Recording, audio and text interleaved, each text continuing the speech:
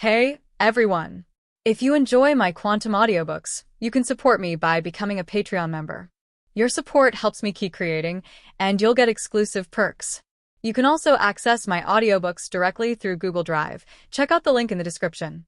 Now, let's To get run to started. the cafeteria. Some little wizards got up late in the morning and hurried to the classroom without having time to eat breakfast. Now I'm so hungry that my stomach is sticking to my back. Hermione, you're here too. After sitting down, Aris discovered that next to him there was a little girl with her head down, eating her food bit by bit. Hermione performed very well in the charms class and successfully cast a complete levitation spell.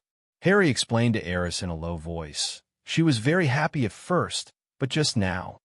Everyone in the cafeteria is talking about your wonderful performance in the charms class. My God, silent levitation charm, you are so amazing. Yes, I've never heard of any first-grade wizard who can cast a silent spell. Ronald also spoke at the right time and cast a look of admiration at Reese. So, Shaluo, no, Hermione is unhappy because of this? Aris was a little amused. Not entirely, Harry explained again. She also heard about your performance in Transfiguration class. Didn't she already know that I'm good at Transfiguration? Aris was speechless. On the train, the little girl saw him turn the mouse ban into a goblet. That's why she might be even more depressed. Because the more I want to surpass you, the more powerless I feel. Harry and Ronald echoed each other and then sighed. It was as if they had also fallen into autism. Aris looked at it and shook his head speechlessly. He turned his head and looked at the other Czech Shark Ranger. Student Hermione, you should be proud too. He thought for a moment and said with a smile. You know, even the Ravenclaws, who are known for their intelligence, didn't have anyone successfully cast a levitation spell in the first spells class. You are actually already a top student in the eyes of others. Hearing this, the unhappy little witch finally couldn't help but raised her head and looked at Aris. Even though you said that, I don't feel comforted. The little witch took a big bite of the sausage in the bowl and then quickly drank a few mouthfuls of pumpkin porridge. Forget it. If you don't have enough talent, you have to work harder. She didn't look at Aris again, but picked up the school bag next to her, turned around, and went to the library. Look at this, don't you two feel ashamed? Aris patted Harry and Ronald on the shoulders, picked up a chicken drumstick from the table, and walked slowly towards the library. There is still about an hour left before the afternoon class starts. It will be a waste of time to run back to the dormitory to sleep at this time. Half an hour would be gone in the round trip. It's better to go to the library and read a book. If you're really sleepy, just take a nap on the table. Although Madame Pants, the librarian, might kick you out, it's better than climbing the stairs to the Ravenclaw common room. He also thought about going to the room of requirement first to clean up the things in the laboratory. But 1 hour is obviously too short. He didn't even have time to move out the equipment he brought. Why are you in the library too? When Aris sat next to Hermione with a book, she asked in surprise. Come and read a book. Aris answered as a matter of course. You are already so capable. Why are you still working so hard? Miss Know-It-All looked miserable. At this moment, she must be a little upset. Aris's behavior is simply abominable. She's already such a good student, yet you still want to challenge her. Don't give anyone else any chance. It is because of working hard that you can become powerful. Reese said as a matter of course. I thought you knew this truth. Of course I know, Hermione replied sullenly, then lowered her head to read, no longer paying attention to the boy beside her. In fact, you might be happier if you change your mindset. Aris said slowly, with me by your side, if you encounter any problems, you can ask me for help. Isn't that right? Thank you so much, the little witch muttered without turning her head. Seeing this scene, a knowing smile appeared on the corner of Sirius's mouth. After all, the little witch is cuter. The savior and his good friend think about how to fight with others every day. I really don't know what they are thinking. Well, we must not let such a cute little witch be led astray by those two guys. Time passed slowly as the two of them read their own books. Several times, Aris noticed that the little witch seemed to be hesitant to speak, as if she had encountered some difficult problem while reading and wanted to ask questions. But her tsundere personality prevented her from asking, and she remained silent in the end. Aris did not take the initiative to speak. This kind of thing still requires her to work it out on her own. If Aris took the initiative to speak, it would seem a bit educational. In that case, the little witch might become more autistic. In the afternoon, defense against the dark arts class. This class was taught by Ravenclaw and Slytherin together. When Aris arrived at the classroom, he saw Malfoy and his 2 followers had already arrived and were arrogantly talking about how he had encountered vampires. I guarantee that you have never had such an experience, Malfoy boasted seriously. Do you know what vampire teeth look like? Aren't they fangs? I heard that vampires have very sharp teeth. Crabbe said in a cooperative manner. It's not just fangs, Malfoy said more vigorously.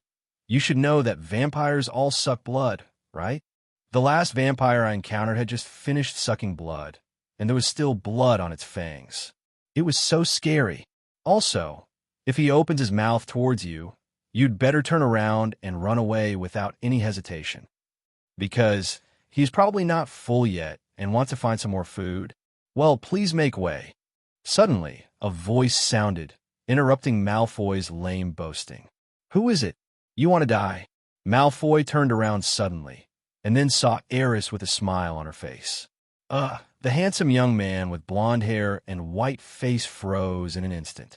He swallowed his saliva, swallowed back the dirty words that were about to come out of his mouth, and then said with an awkward smile, Yes, Aris. Sorry, I'm just about to go back to my seat. Of course you can come over. Thank you. Aris touched the slicked back hair that Master Malfoy had deliberately combed. It felt pretty good. By the way, Aris sat down on the right side of Malfoy across the aisle and suddenly turned around and said, 013904130 Philo 2300911361.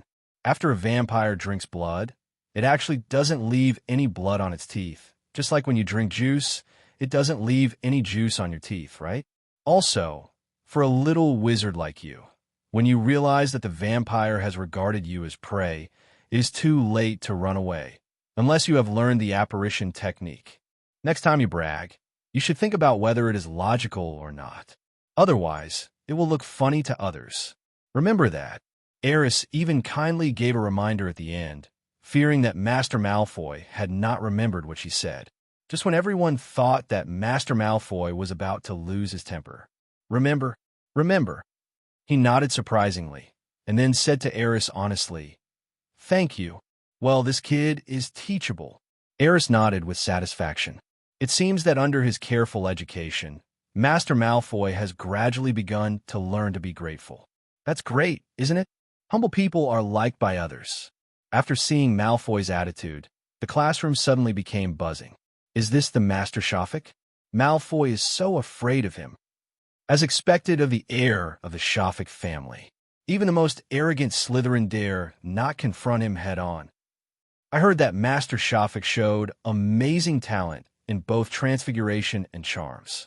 Now it seems that he is indeed extraordinary. No wonder he dared to say that at the dinner. Now that I think about it, maybe he had enough confidence. Malfoy heard the discussions of the young wizards, and his expression gradually became ugly. But at this time, he still sat obediently in his seat. Even Crabbe and Goyle were a little surprised. The Malfoy they knew was definitely not the submissive one he was today. Aris didn't pay attention to the discussion of the young wizards, and turned to ask Terry and Anthony in the back. Do you know when Professor Quirrell will arrive? It's time for class. You should be here soon. Maybe. Before Terry could finish his words, the door above the spiral staircase in front of the podium opened. That is the defense against the dark arts teacher's office. The professor who teaches this course usually works in it. Then, Professor Quirrell, who was wearing a thick turban and looked evasive, walked out from behind the door. Hello, my name is Quirrell. I will be in charge of your defense against the dark arts course this school year. When Professor Quirrell came out, Aris keenly noticed that his gaze stayed on him for a moment. However, Grindelwald quickly looked away. He came to the podium, put the textbook on the table, and then said timidly, Please open your textbooks. Today we will learn the theoretical knowledge of the first lesson of defense against the dark arts, so you can put away your wands first. Aris looked at Quirrell for a moment, then smiled and shook his head. Who would have thought that the remaining spirit of Voldemort, once hailed as the most evil dark wizard in the wizarding world, was now hiding in the body of Professor Quirrell, who looked timid and pitiful. I'm afraid even Dumbledore hasn't noticed it yet. However, Aris was also very puzzled. Logically speaking, with Dumbledore's wisdom, it would be absolutely impossible for him to let Professor Quirrell, who had been possessed by Voldemort, be the professor of defense against the dark arts. I don't know what means Quirrell used to avoid Dumbledore's detection. As Professor Quirrell continued to explain the lesson verbatim, many little wizards who had not taken a nap in the classroom began to feel drowsy. Aris found it even more boring. He had already memorized the knowledge in the textbooks. If the professor could show some practical skills in defense against the dark arts in class, he might. There would be a little interest. But now, he really didn't want to stay there for even a minute. It was a pure waste of time. Professor. So he raised his hand directly. Student Shafik, do you have any questions? Quirrell was stunned for a moment, probably because he didn't expect Aris to raise his hand suddenly. And then he asked carefully, I do have a question for you. Aris thought for a moment and said, Yesterday, I read a book that mentioned a conjecture about the soul. When Aris said this, Professor Quirrell's expression changed slightly. So I want to ask the professor. Aris' tone suddenly became serious. If some wizards use special methods to leave a residual soul after death, can they possess other wizards? Which book did you read this from? Quirrell seemed to have thought of something. His expression changed drastically, and his voice suddenly became sharp. Seeing this scene, the young wizards in the classroom looked at each other in bewilderment. They had never seen Professor Quirrell like this before, and they were all surprised for a moment. Aris looked at him calmly and said, The name of the book is Strange Magic Puzzles and Their Solutions. But unfortunately, there is no answer to this question in the book, so I thought of asking the professor. As if realizing his own gaffe, Quirrell softened his tone a little and returned to his timid and somewhat stuttering self. Student Shafik, I'm thinking the secrets of the soul are something that many adult wizards don't dare to easily get involved in. I mean, this question is too profound for you, and it's not something you need to know right now. Professor, you don't know. Aris spoke again with a harmless look on his face, curious. Quirrell's expression changed again and again, as if he was weighing something, but in the end he shook his head. Then, as if he was about to cry, he said timidly, No, that's right, this question. I can't answer it. In that case, Aris suddenly smiled. I just remembered that Professor Dumbledore seemed to ask me to go over and see. At this point, Professor Quirrell wished Aris would disappear completely, so he didn't care if he left the class. He also heard about Aris's performance in charms and transfiguration classes and knew that he might just not want to attend class. So he made things difficult for himself with this kind of question. Otherwise, it would be more than just a matter of changing your facial expression. So, he immediately said, Of course, since it is Dumbledore's invitation, you can leave at any time. Aris didn't say anything else, threw her bag away, and left the classroom. He left behind a group of little wizards who looked at him with admiration, worship, or even fear. Previous chapter. TOC. Next chapter. Professor Dumbledore, are you there? After leaving the defense against the dark arts classroom, Aris thought about it and finally came to the principal's office. His use of the principal as an excuse to skip classes would be discovered sooner or later, so it would be better for him to come and give a heads up to avoid trouble later. However, Aris obviously miscalculated. He walked around the office, but didn't see the silver-haired old wizard. Where are you going at this time? Aris was a little confused. This old principal seems to be fine. The school's academic affairs were basically handled by Professor McGonagall, who seemed to have nothing else to do except occasionally giving ideas to the Minister of Magic. Oh, and maybe even a quick glance at our savior once in a while, just in case he gets into some nasty mess again and nobody cleans up the mess. In fact, Dumbledore's feelings towards Harry may be far more complicated than Snape's. He is the principal of the school, and his duty is to protect the students of this school. However, due to Harry's special identity, He had to watch little Harry get involved in one dangerous incident after another, because he knew very well from the beginning that little Harry would eventually have to face Voldemort. Before that, Harry must go through hardships. Only in this way, when that day really comes, the child will have the courage to fight against the Dark Lord. In fact, little Harry didn't have to go through many hardships while attending Hogwarts. But Dumbledore did not interfere too much with the actions of Harry and his three companions. Doesn't he know? Of course not. There might be nothing in the whole Hogwarts that Dumbledore doesn't know. Even if it is a small incident that happens in some corner, as long as he wants to know, he will find a way to understand the whole process. Because as the headmaster, Dumbledore holds most of the power in this magical castle. It could be said that the portraits and ghosts in the entire castle are his spies. Coupled with the wisdom of the old wizard, there is really nothing that can be hidden from him. Forget it. If he's not here, then he's not here. Aris didn't find the principal, but he didn't care. He leisurely made a cup of tea in the principal's office, drank it very seriously, and prepared to leave. At this moment, a voice suddenly came from the side of the principal's office, on the wall where the portraits of successive Hogwarts principals were hung. "Little guy, you just leaving like this? Aren't you going to wait for him?" Aris looked towards the wall, towards one of the portraits.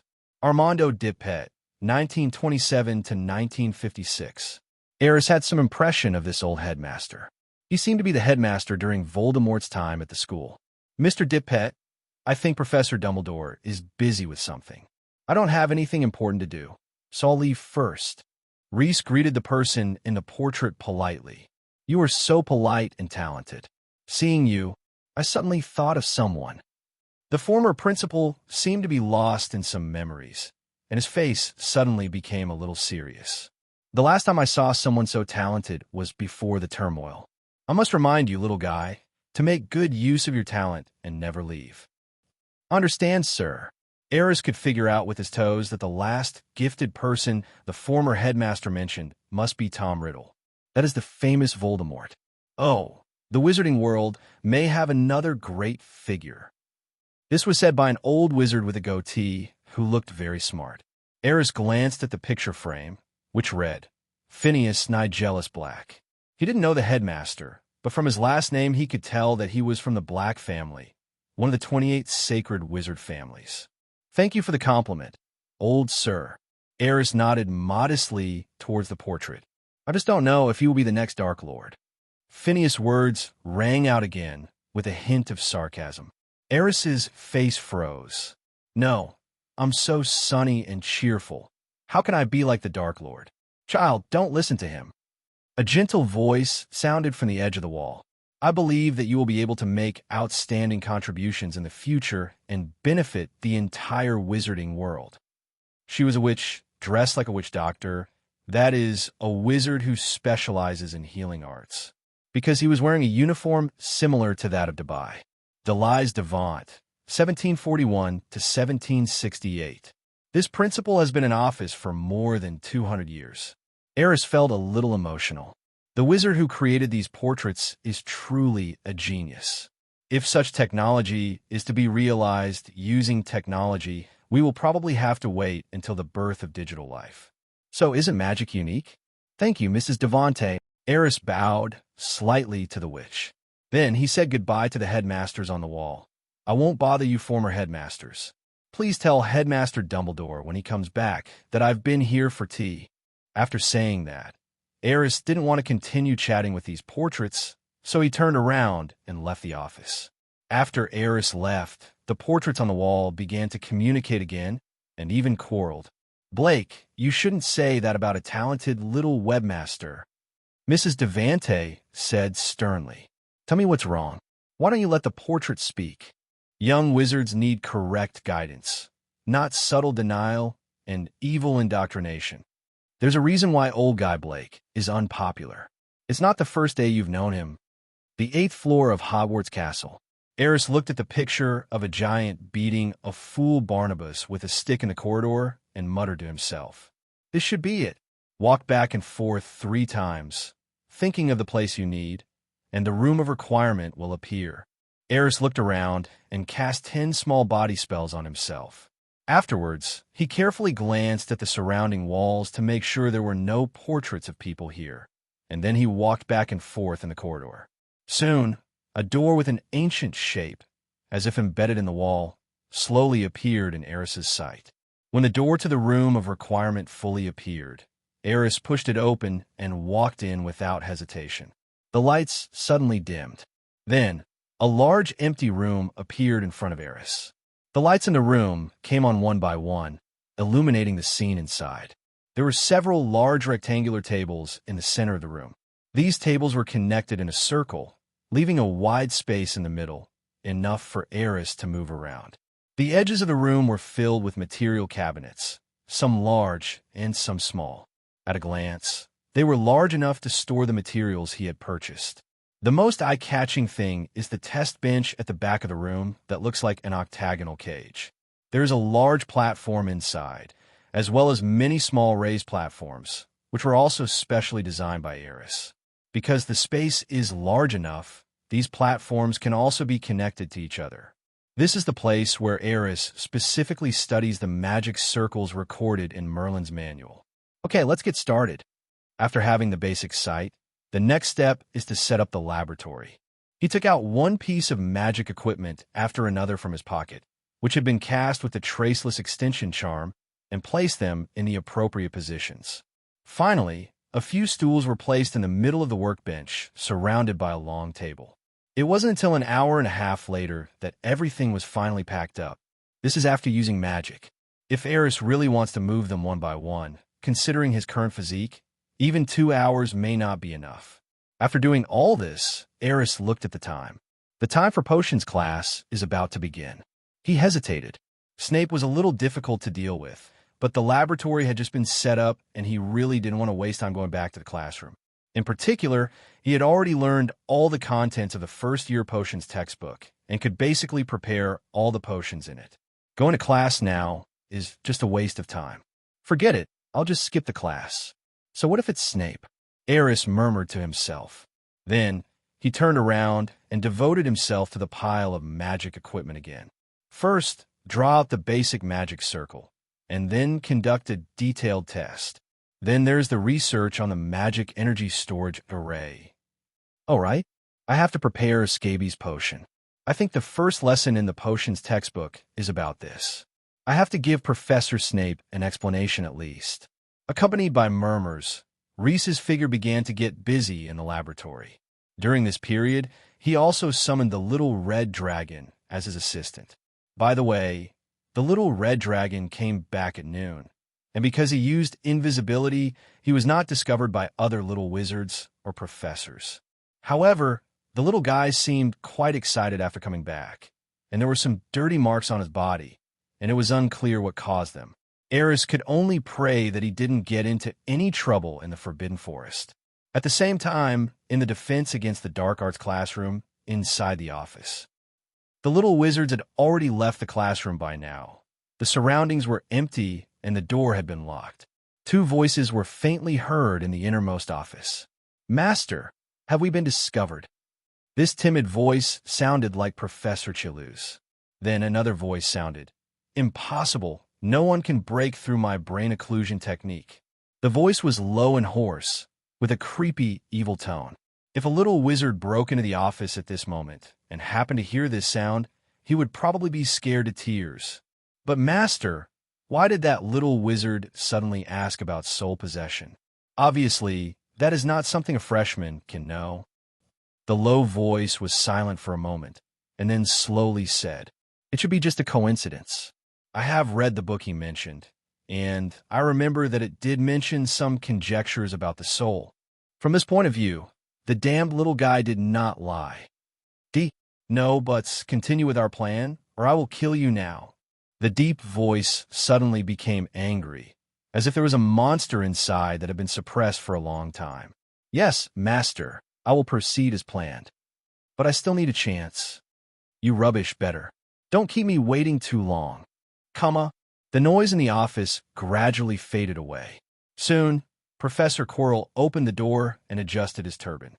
There was still a trace of panic on his face, but he tried hard to adjust himself, and finally forced a smile on his face and walked out of the office. The other side, Potion's classroom. In my class, you don't need to wave your wands foolishly, and I don't expect most of you to truly understand the mystery and power of potions. You just need to. Suddenly, Tuesday's speech stalled. Professor Snape glanced around the classroom, and then his expression became a little gloomy. Can anyone tell me if any little wizard missed my class?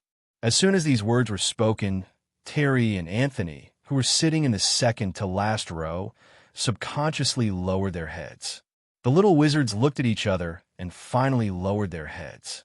The young wizards of Hufflepuff Academy had naturally discovered that a very famous student of Ravenclaw had not yet arrived. Not to mention the little wizard of Ravenclaw. Aris has almost become an idol for these little guys now. As soon as they entered the classroom, they were already looking for Aris' seat. In order to sit near Aris, several little witches even waited for several minutes. It was not until Snape walked to the classroom door that they hurriedly found a seat and sat down. You don't want to say anything? Snape's expression became even gloomier. He threw his cape behind him, walked quickly to the podium, and then ran his finger across the list. Aris Shaffy. Does any one of you know where he went? Snape looked at a young Ravenclaw wizard. I'm sorry, Professor. I don't know. What about you? He looked at another little witch. I don't know either. During the last class, Aris said Dumbledore invited him to the headmaster's office. Terry tried to cover up for Aris. The meaning of this statement was clearly hinting to Snape. The person you are looking for might be drinking tea in the headmaster's office. Don't talk nonsense to me. Snape's face suddenly changed. The headmaster is not in the castle now. At this moment, Snape's face clearly showed. You are so brave to skip my class. Due to Aris Shaffick's unexcused absence, Ravenclaw will be deducted 20 points. As soon as these words came out, all the young Ravenclaw wizards present had bitter expressions, although they don't care much about the competition for the College Cup. But thinking that Aris might have to endure Professor Snape's wrath next, he couldn't help but feel a little worried. This guy has offended Professor McGonagall and Professor Quirrell. How dare he skip Professor Snape's class? Hadn't he heard from senior students how terrible this professor was? At this moment, the little wizards were really convinced. Because Aris is really good at making trouble. Detect, Carrie analyzed display. The effects of this magic circle should be roughly the functions mentioned above. Different colors show different properties. This arrangement of magic runes is very ancient. It doesn't seem to be recorded in most books in the current magic world. It is indeed worth studying carefully. It is indeed the manual of the great wizard Merlin. Inside the house, where every wish is granted, murmuring sounds continued to be heard. Aris half-crouched inside the octagonal cage. There were profound and mysterious magic runes carved on ground. The lines connecting the magic runes formed a magic rune array that looked mysterious and powerful. Aris had never seen such a magic rune arrangement in the Hogwarts textbooks. Even in the books collected by Henry, it never appeared. Even if there are some records of similar symbols, they only exist in legends. From this, we can see that the magic heritage of Merlin's era is probably quite different from that of this era. It's like the ancient martial arts of Eastern Dacia and various modern fighting techniques. The inheritance is lost or even cut off. This kind of thing is too normal. If we want to recreate magic civilization, the research on magic circles must be the core of all reforms. Take a simple test first. A glimmer appeared in Aris's eyes. He started studying this magic rune array a month ago. Although there are only a few simple magic runes combinations, it is very complicated. There is only a simple model of the formation in Merlin's manual, without too many details, so Aris could only guess its function by analyzing the magic words on the formation diagram, which was why he spent so much time.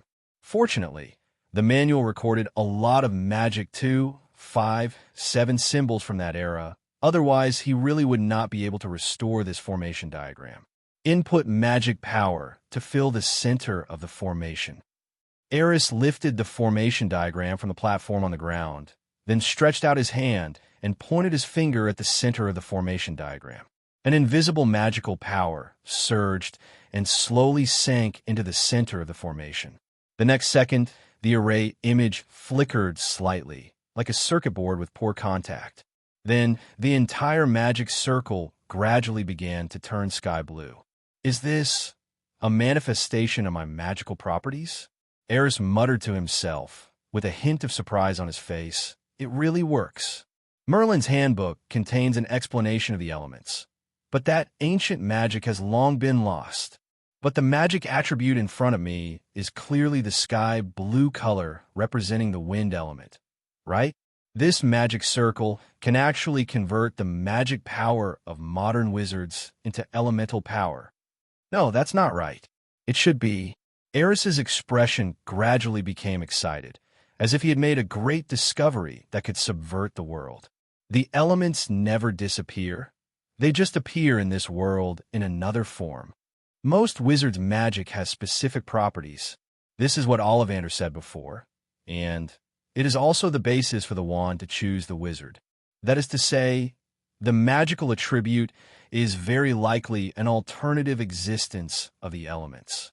The modern wizarding world no longer has the systematic inheritance of elemental magic, so the true secret of the magic attribute cannot be discovered at all. Thinking of this, the questions in Aris' mind gradually became clear. It was as if there was a thread connecting all the different pieces of information together to form a bold idea.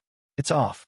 Now, the magic of the entire wizarding world has deviated in a strange, mysterious direction. It's like the technology tree is wrong, and most of the real elemental magic has been lost. Or maybe only some simple spells were passed down, such as fire spell, freezing spell, water dungeon spell. Only a small number of top wizards, such as Dumbledore, may have vaguely realized the existence of elements and conducted some research. So, their magic can show such powerful power. The magic power is strong. Maybe it's just one factor. Aris's thinking continued to diverge, and with the help of super thinking, ideas continued to emerge one after another. In the end, a set of conjectures that are basically self-consistent were formed. Unconsciously, as he continued to output magic power into the magic circle, the sky blue color of the entire formation gradually began to change. Aris noticed something, and his eyes narrowed slightly. Soon, the sky blue color of the magic circle completely changed, and a chaotic light of black and white appeared. Is this the element of time and space? Aris was stunned. He had read in Merlin's handbook that the elements of time and space were extremely mysterious, and their manifestations were similar to chaos. And the black and white color before my eyes, isn't that the chaotic horse? There's a saying in the ancient Eastern countries, chaos gave birth to two opposites gave birth to 4 images, 4 images gave birth to 8 trigrams. This also happens to fit in with the earth, fire, wind, and water in the elemental theory, as well as the lower elements such as the earth, sky, hills, and oceans. Looking at the chaotic black and white light flashing in the magic circle, Aris thought of the scene that appeared when he unconsciously waved the wand during the wand test in Ollivander's wand shop. It was surprisingly consistent with the elemental attributes displayed in the magic circle. At this moment, Aris's theory about elements seemed to be proven, and he is one step closer to unlocking the secrets of the elements. Next, we need to devote most of our energy to cracking the magic circle and perfecting the element system. This may be the most crucial point for the reform of the wizarding world and the development of elemental magic civilization. Aris muttered to himself, the light in his eyes becoming brighter and brighter. Just as he was about to withdraw his magic output, the flashing black and white colors on the magic circle began to slowly change again. First it changed into a thick earthy yellow, then a natural green, and finally a little bit of red sparks appeared, although the sparks were not obvious. 5 colors? These undoubtedly represent 5 different elements. At this moment, Aris was completely stunned. Aris stayed in the room of requirement until late. It was not until the intense hunger came over him that he realized how much time had passed. During this period, he repeatedly tested the magic circle. It was finally confirmed that his magic power really possessed multi-element attributes. This discovery surprised him, but also made him a little distressed. With so many elemental talents, which one should I major in? This is a really difficult question to decide. However, it is still too early to think about these things now, because his research on elemental magic is obviously still very superficial. For now, it is better to learn the magic spells in the current wizarding world. Only by fully understanding the differences between the two systems can we better improve and integrate them in the future, right? When Aris pushed open the door of the room of requirement and returned to the castle corridor, a smile appeared on his face again. No matter what, it's always a good thing to have multiple elemental talents. This is something worth celebrating.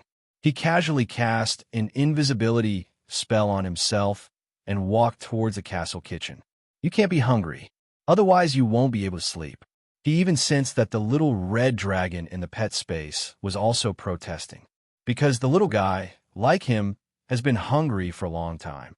However, fortunately, I have the little red dragon Aris as my assistant.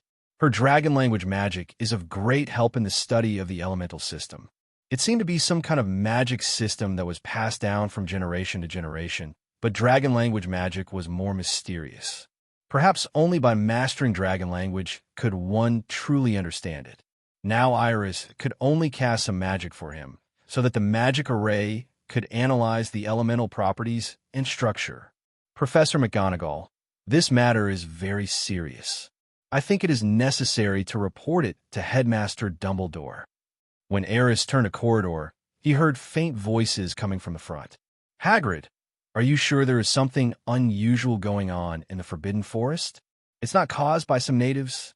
Professor McGonagall asked with a hint of doubt in his tone. I'm very sure that those traces were definitely not made by the little fellow in the Forbidden Forest. If we do not conduct a thorough investigation, once things go out of control, it is very likely to affect the safety of the little wizards in the castle. Those little guys were terrified. They insisted they saw some kind of horrible creature invading. In that case, let's go to the principal's office. Professor McGonagall did not hesitate after hearing Hagrid's serious words. Soon, footsteps were heard in the corridor ahead. When Aris wanted to find out more about the situation, he found that the footsteps had gone away. Forbidden Forest. Are there any terrifying creatures invading? Aris suddenly had a bad feeling in his heart. The terrifying creature they're talking about, could it be Aris? But why was that little guy considered a horrible creature by the creatures in the Forbidden Forest? She's still so small and cute. Elise, thinking of this, Bingley's had to start communicating with the little red dragon in the pet space. Wow, a babyish cry sounded beside Aris's ear. The system is very powerful. Aris can communicate with the little red dragon in the pet space directly from the outside. Did you get into trouble in the Forbidden Forest? Wow, so what did you do in there? Wow, fight? You're looking for a fight with the creatures inside.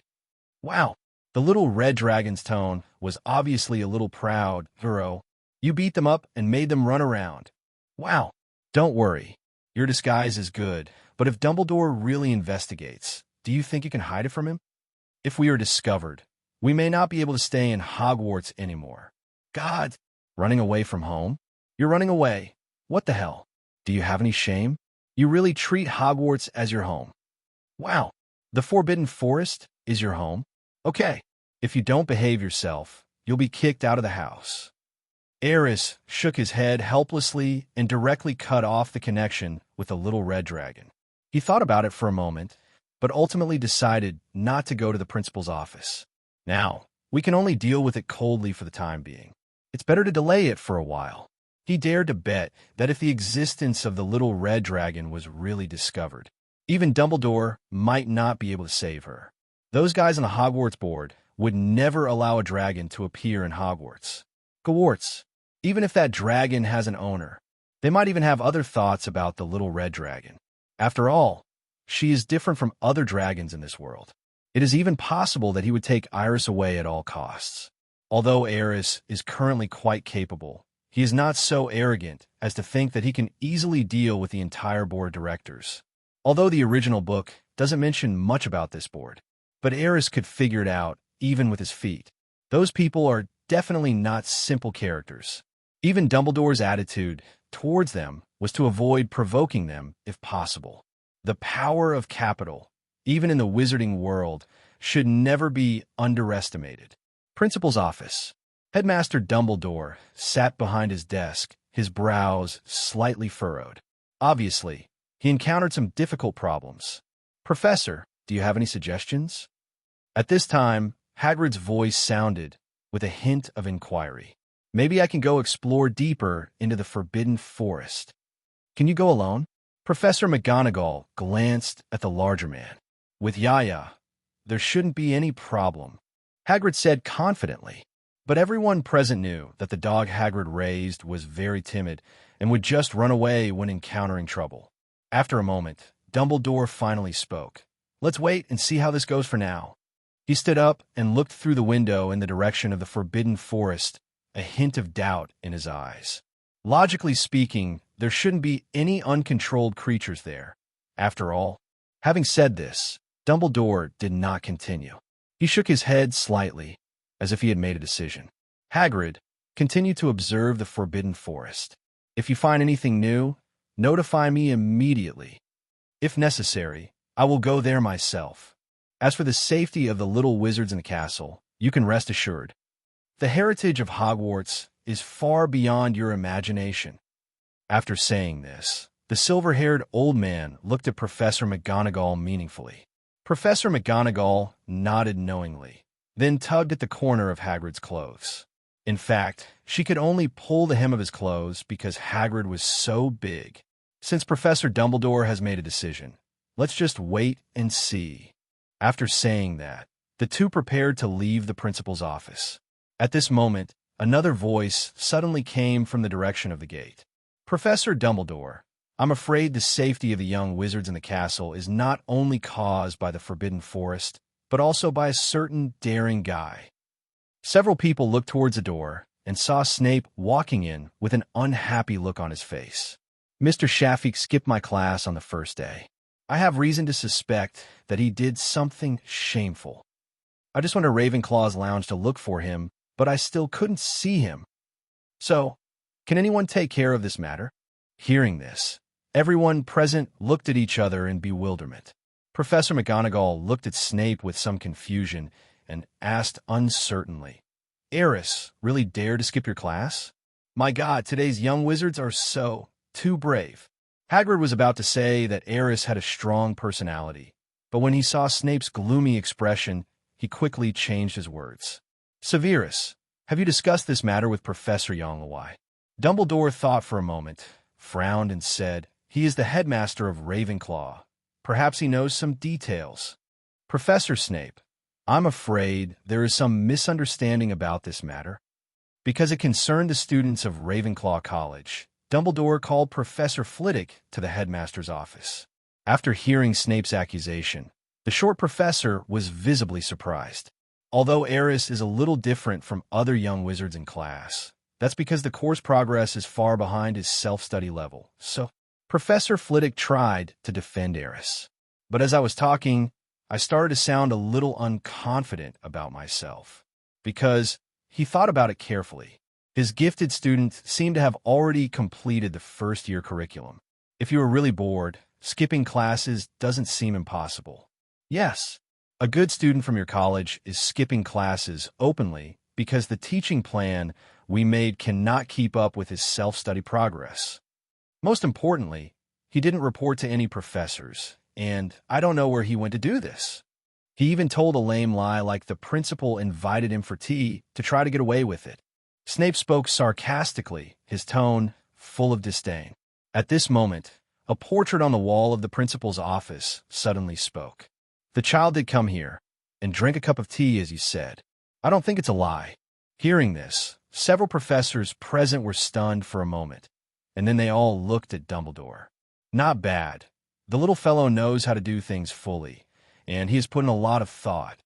Dumbledore touched his forehead and shook his head as if it was funny.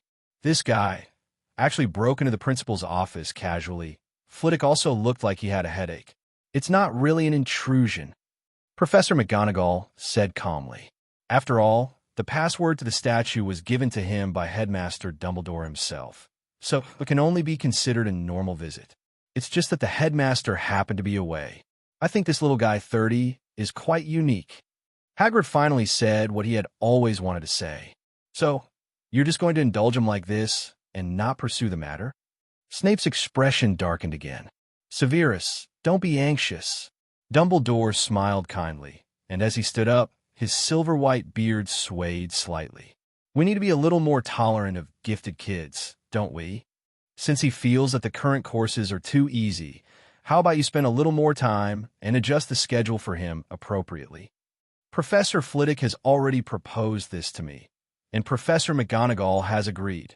After saying that, the silver-haired old wizard looked at the two professors. I think you haven't changed your mind yet? Indeed, given his talent, I think it is very necessary to give him individual tutoring.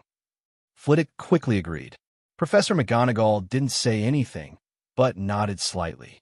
Therefore, Snape was the only one who had not expressed his opinion. As long as the deans of the 3 colleges and the president present can finalize this matter, the work of other professors will naturally be easier to advance. If you insist on doing this, what's the point of me objecting? Snape still had a gloomy face and seemed to be still angry about Aris skipping class. But at this point, Dumbledore had obviously made a decision that he alone could not overturn. In that case, the matter is settled. Dumbledore finally announced the result. Wait, doesn't need to be punished for skipping class. Snape was clearly unwilling to accept this. If every little wizard learns from him, how will Professor McGonagall manage this school in the future? Have you ever thought about the seriousness of this matter? So what do you think we should do with him? Dumbledore looked at Snape with a half-smile. At least his family should be informed so that Mr. Shafiq can realize his mistake. At this point, his tone suddenly paused, as if he had just remembered something. Yes, if he has family. Professor McGonagall added silently. Everyone knows that Aris is the last heir of the Shafiq family. Hagrid looked at Snape and grinned. Does Professor Snape want to ask himself to be the parent representative and inform him of his absence? After saying this, Snape's expression became even gloomier. On the side, Professor Flitwick watched closely, not daring to say a word, for fear that the war would spread to him. After all, Aris was a student of Ravenclaw, that was a fact, and he is the dean of Ravenclaw Academy. If you look into it carefully, he has an unshirkable responsibility after this incident happened. Okay, let's just leave it at that. Finally, it was Dumbledore who stepped in to ease the atmosphere. I'll talk to Aris personally about his new schedule. You just need to be prepared. Also, you don't need to spend too much time on tutoring. As you know, he's a superstar. A genius always has his own way of learning, and your responsibility is to help him solve some of the problems that really bother him, such as questions about the nature of magic. Dumbledore suddenly winked at Professor McGonagall. These teasing words instantly made the serious Professor McGonagall feel uncomfortable. His face darkened visibly, thinking that when I tutor Aris in the future, that guy will definitely have all kinds of weird questions waiting for me. She suddenly felt like she had shot herself in the foot. Professor Dumbledore, please rest assured. I will prepare well. Flitwick was the first to express his attitude. In the end, no one else said anything. After a few people had a brief chat about the specific implementation methods of this matter, that was the end of it. After the professors left, Dumbledore stood in front of the huge window, looking at the scenery in the distance, his brows slightly frowned again. In fact, from the very beginning, the things he was worried about and felt difficult about were not Aris's problems. In his opinion, even if this little wizard had great abilities, he was still young and would not be able to make any waves. He was really worried about someone else. Gellert Grindelwald. A gentle whisper came out of the old principal's mouth. The reason he left school today was actually to go to the tower in Nurmengard. There, he met his old friend whom he hadn't seen for a long time, Gellert Grindelwald. So far, everything Aris has shown is very similar to his good friend when he was a teenager. This made him involuntarily come up with some ideas. So, I want to talk to Grindelwald. And the result was just as Dumbledore worried. Does the appearance of this little guy give you new hope? Thinking back to his old friend's expression and mental state after he finished talking about Aris, Dumbledore couldn't help rubbing his forehead again. Different, totally different. At that moment, he seemed to see again the vigor and vitality of his old friend when he was young. Dumbledore knew very early that the reason why Grindelwald stayed in that tower was not because he was unable to escape, but there is no greater sorrow than a dead heart. It was just that his ambitions and dreams were completely destroyed, and he could not see where the future of the wizarding world lay. So, I was willing to stay there and wait for death. But now, the appearance of Aris seems to have given him hope again. Dumbledore even suspected that the old man had known that he was going to find him to confirm certain things. After all, no one can ignore Grindelwald's ability to predict the future. This was what Dumbledore was worried about. He couldn't imagine what would happen if Aris and Grindelwald got together. What kind of future will this wizarding world have? The result, even he couldn't imagine it. After a long time, the old wizard suddenly sighed heavily. Perhaps it is time to hand over the future to someone who is more suitable to lead it. But before that, something has to be done. Hogwarts Castle Kitchens. Mr. Shafik, thank you for your praise. I hope you can visit us often. A group of elves waved their hands enthusiastically and watched Aris leave. In just a short period of time, Aris has already won the favor of these elves with his unique personal charm. It's called personal charm, but in fact it's just eating a hearty midnight snack, and in the process, constantly praising the food prepared by the elf for being delicious. However, this is the highest praise for the elves in charge of the food in the Hogwarts kitchen. Thank you, everyone. I will come often when I have time. Aris sincerely thanked all the elves. He didn't lie either.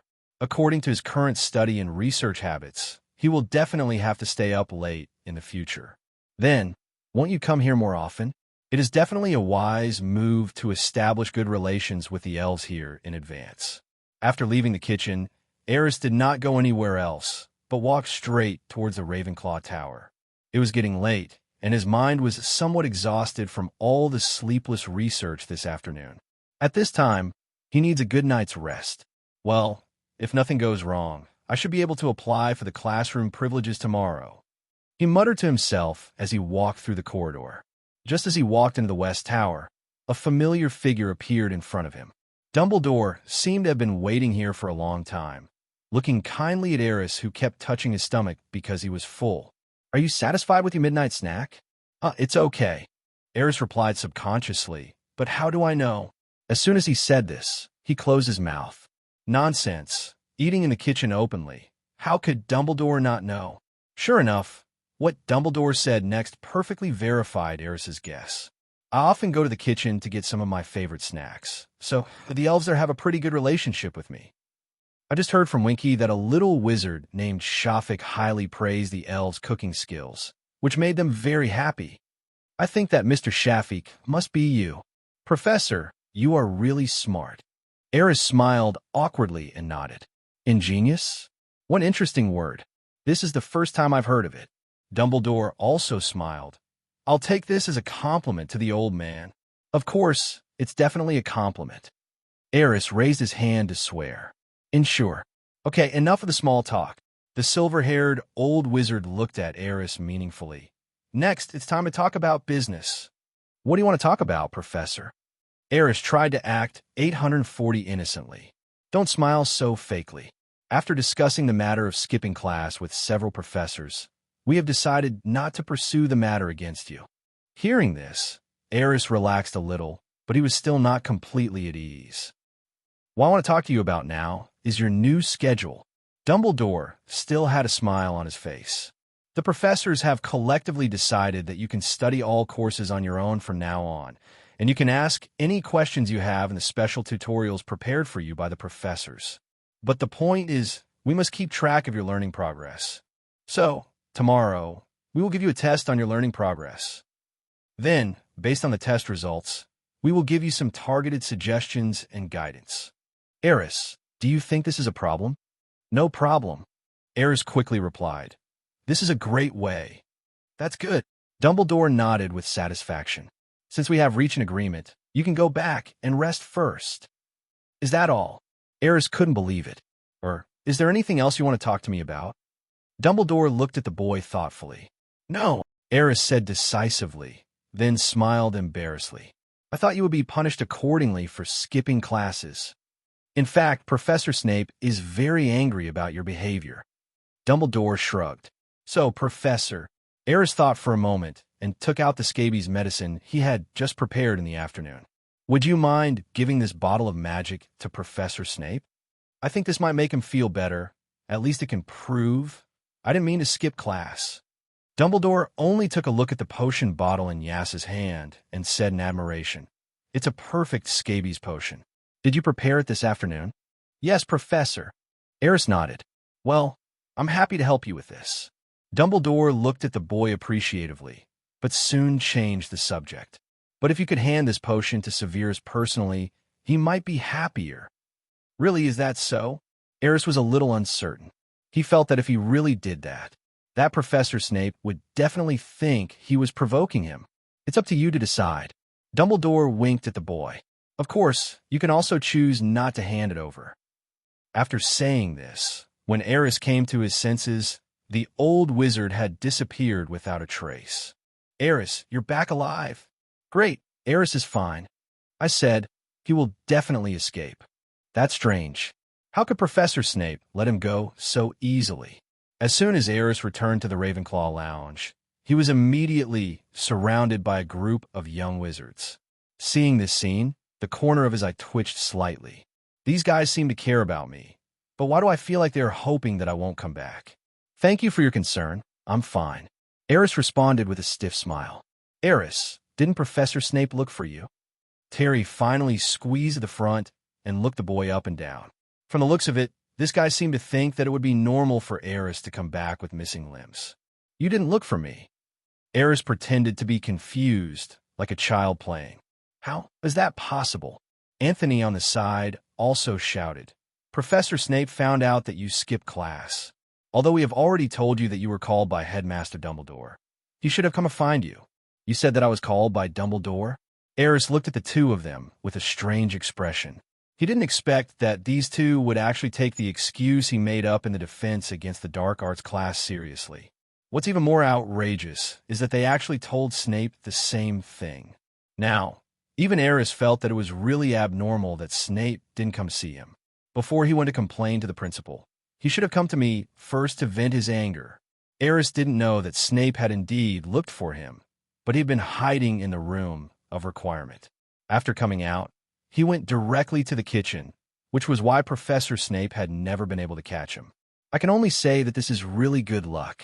Aris, even the senior students were shocked when they heard that you skipped Snape's class. Xiao Zhang looked at the boy with some worry, but his tone was inexplicably excited. You don't know. There's probably no one in the school who doesn't know your name now. This is not a good thing. Aris shook his head helplessly. But this is cool, isn't it? A young Ravenclaw wizard in the crowd shouted. That's right. No one has ever dared to skip Professor Snape's class. Have you forgotten that he didn't skip Professor Quirrell's class? Aris, you are absolutely amazing. You have done something that all of us want to do, but dare not do. Everyone was talking at once, and they even worshipped Aris, who skipped class, as a hero. Seeing this scene, Aris was also speechless. He sighed earnestly and said, Everyone, I know you are very excited, but please don't get excited for now, okay? I need to remind you that skipping classes is a very bad behavior. Especially, skipping classes without learning the knowledge in class is extremely irresponsible to yourself. The reason I skip class is because I have already finished all the first-year courses. If you could do the same, I think the professor will not force you to stay in class and listen to the content again. So did you find out? What is the most important thing to do if you want to skip class legitimately? The little wizards looked at each other in a daze. A small hand was raised in the crowd, and a weak voice said, Is it for all the courses in the advanced college? That's right. Aris grabbed the little hand. You guys thought of it too. As long as you can finish all the first-year courses in advance, you can skip classes whenever you want like me, and the professors won't be able to punish you. Don't say you can't do it. I can do it. Why can't you? So, what are you still doing here?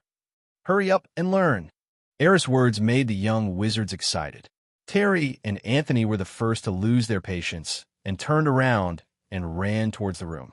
I have decided that I must stay up all night to read books tonight and try to finish all the courses ahead of time like Aris, and try to skip a class with a clear conscience.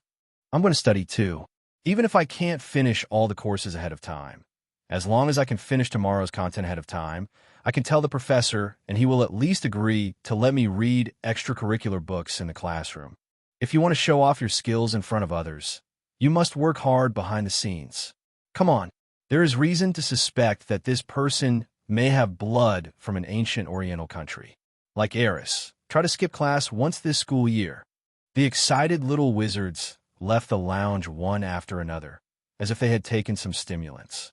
Ravenclaw, known for its wisdom, seemed to have turned into a brainless Gryffindor after meeting Aris. Is this the power of idols? Looking at the little wizards leaving, he looked helpless. Aris, is it really okay for you to teach them this way? If they all ask the teacher to read extracurricular books or skip class directly, then Ravenclaw's house points will be deducted. Besides those words you said, I always feel like you were showing off. Looking at the few senior students who were still awake, Aris smiled and put his index finger to his lips mysteriously. Please keep quiet. Those little guys are still quite excited. Once they calm down, they will definitely figure it out. If I don't drive them away, I won't be able to sleep tonight. As he spoke, Aris was already yawning and walking towards his dormitory. Behind him, a group of senior students were stunned. So, this guy deceived those admirers just to sleep with him? I've said it before, he's not a good person. Skipping classes, talking back to the teacher, there's nothing he can't do. Now there are so many people who adore him. This world is crazy. As students of Ravenclaw Academy, they're actually deceived by such lame words. They don't deserve to be in this academy. Oh, stupid mortal! The faint sound reached Aris' ears as he walked up the spiral staircase. But he ignored it and smiled knowingly. Ronald was actually right about one thing. Ravenclaw does have quite a few students who think highly of themselves and have somewhat eccentric personalities. But which college doesn't have such people? If you don't attract envy, you are a mediocre person. Aris just pretended not to hear these words. If he were to take care of everything, he would be exhausted to death. Back to the dormitory, Aris first wrote a letter, recording all the interesting things that happened today. Then, he forced Iris to work and sent it to Luna overnight. He promised the little girl that he would write to her often. Since you promised, you must keep your word. After doing all this, Aris focused his attention deep in his mind. Call up the system panel. After accumulating for a month before school started, his academic ability points had exceeded 20,000. But most of these points have been used up. Now, the attribute panel of Bentley's has undergone great changes. Name, Aris Shafik. Identity title, the only heir of the Shafik family, a first-year student at Hogwarts. Magic value, B level, 210/500. Pet, Dark Red Dragon, Elise. Comprehensive talent, SSS level. Common talents, photographic memory, super thinking, super speed reading. Special talents, all-round shapeshifter, prophetic astrologer, wandless casting, language of nature. Special skills, meditation. Main subjects, charms, advanced, potions, intermediate, defense against the dark arts, advanced, transfiguration, advanced, history of magic, intermediate, herbology, intermediate, astronomy, intermediate. Elective subjects, flying class, not yet started, divination, intermediate, ancient magic research, intermediate, ancient magic, advanced, alchemy, intermediate, fast chanting. Academic ability points, 4590. First of all, the magic level was raised to be level, which is equivalent to the magic level of an adult wizard. Secondly, the levels of various subjects. Most of them have reached the intermediate level, and those who have done more research have even reached the advanced level, which means they have passed the ordinary wizard examination and reached an excellent level of knowledge reserve. Even among the subjects that Aris had studied more, such as spells, defense against the dark arts, transfiguration, and ancient runes. Although he had not yet reached the next level, his actual knowledge reserves were already far beyond those of an average webmaster who had passed the ordinary wizard exam. After closing the property panel, Aris opened the system mall again. The accumulation over the past month has resulted in a lot more items being available for redemption in the mall. In addition to the gold galleons and magic potions at the beginning, there are several more items in the mall. General Subject Experience Package, 500 points. Charms Experience Pack, 300 points. Potions Experience Pack, 300 points. Epiphany Potion. After use, it will enhance your perception of magic power and give you a chance to enter an epiphany state. 1,000 points are required to redeem it. Magic Crystal. It can store magic power and also store magic power from it. It can be used as a material for magic arrays. It requires 1,000 points to redeem. Aris did a simple test on the two new items and found that they both have great effects. Needless to say, the Enlightenment Potion can give you a chance to enter a state of enlightenment.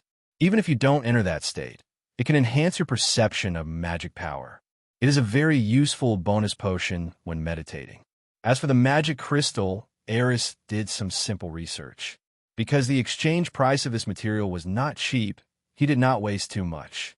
After preliminary research, it was found that in addition to storing and supplying energy, this material could also be used as a key material in a magic circle, such as the center of the circle or as a magic node. Because of its energy storage properties, the magic circle could remain operational even without a continuous supply of magic power. Another thing is that Aris realized that there might be a possibility of storing spells in this kind of crystal. If you want to continue your research, you will need more magic crystals. Therefore, Aris has not used up the newly acquired points during this period. Now, the system's academic ability points have accumulated to nearly 5,000. It seems that the research on magic crystals can now proceed to the next step. He took out a bottle of Enlightenment Potion that he had saved from the system, drank it in one gulp, and then closed the interface. Entering a meditative state, that mysterious feeling emerges again. This feeling was very wonderful, as if everything around him had turned into pure energy. Energy of various colors filled the entire space, and he was swimming freely in that space. The ubiquitous energy would always find the right opportunity to merge into his body. This is not a state of enlightenment, but just arousal. Normal blessing of the Epiphany Potion. His perception of magic power was enhanced to an extremely high level. Normally, if you don't use the Enlightenment Potion, it is difficult to quickly establish a connection with those strange energies even if you enter a meditative state. Therefore, the speed at which magic power increases is naturally much slower. This month, Aris's magic power level was able to break through to level B in one fell swoop, all because of the effect of the Epiphany Potion. One time, he even entered the Epiphany state directly. The speed at which magic power increases is 10 times faster than normal. With the help of the Enlightenment Potion, Aris can basically increase his magic power by about 2 points in one night of meditation. This is already a very impressive number. You know, from level B to level A, it only takes a total of 500 magic points. Time passed by little in Aris's meditation, until a ray of light appeared in the sky. In the morning, second class, Aris made rapid progress in other subjects, except for one subject, in which he made no progress at all. That is flying. It's not that Aris doesn't want to try. It's just that he doesn't have the time. Besides, riding a broomstick doesn't really feel that good. Especially on rainy days, the cold rain hits my face and the wind makes my neck hurt. It's so uncomfortable. Therefore, Aris had no intention of using this thing to travel from the beginning.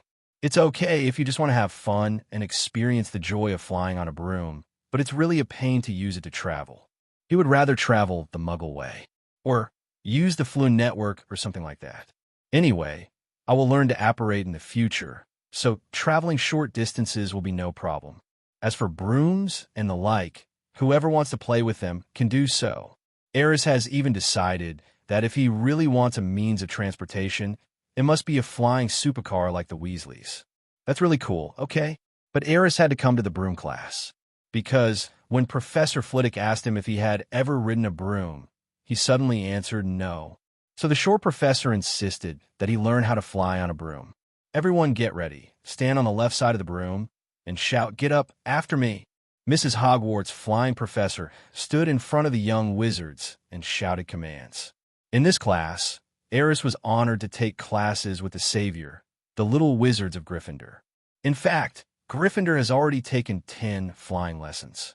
However, because of that unlucky little Neville and the friendly exchange between Harry and Master Malfoy, something unexpected happened in that class. So, Madam Hooch adjusted the class schedule and asked the little wizards to make up a class today. Professor McGonagall actually agreed to this request.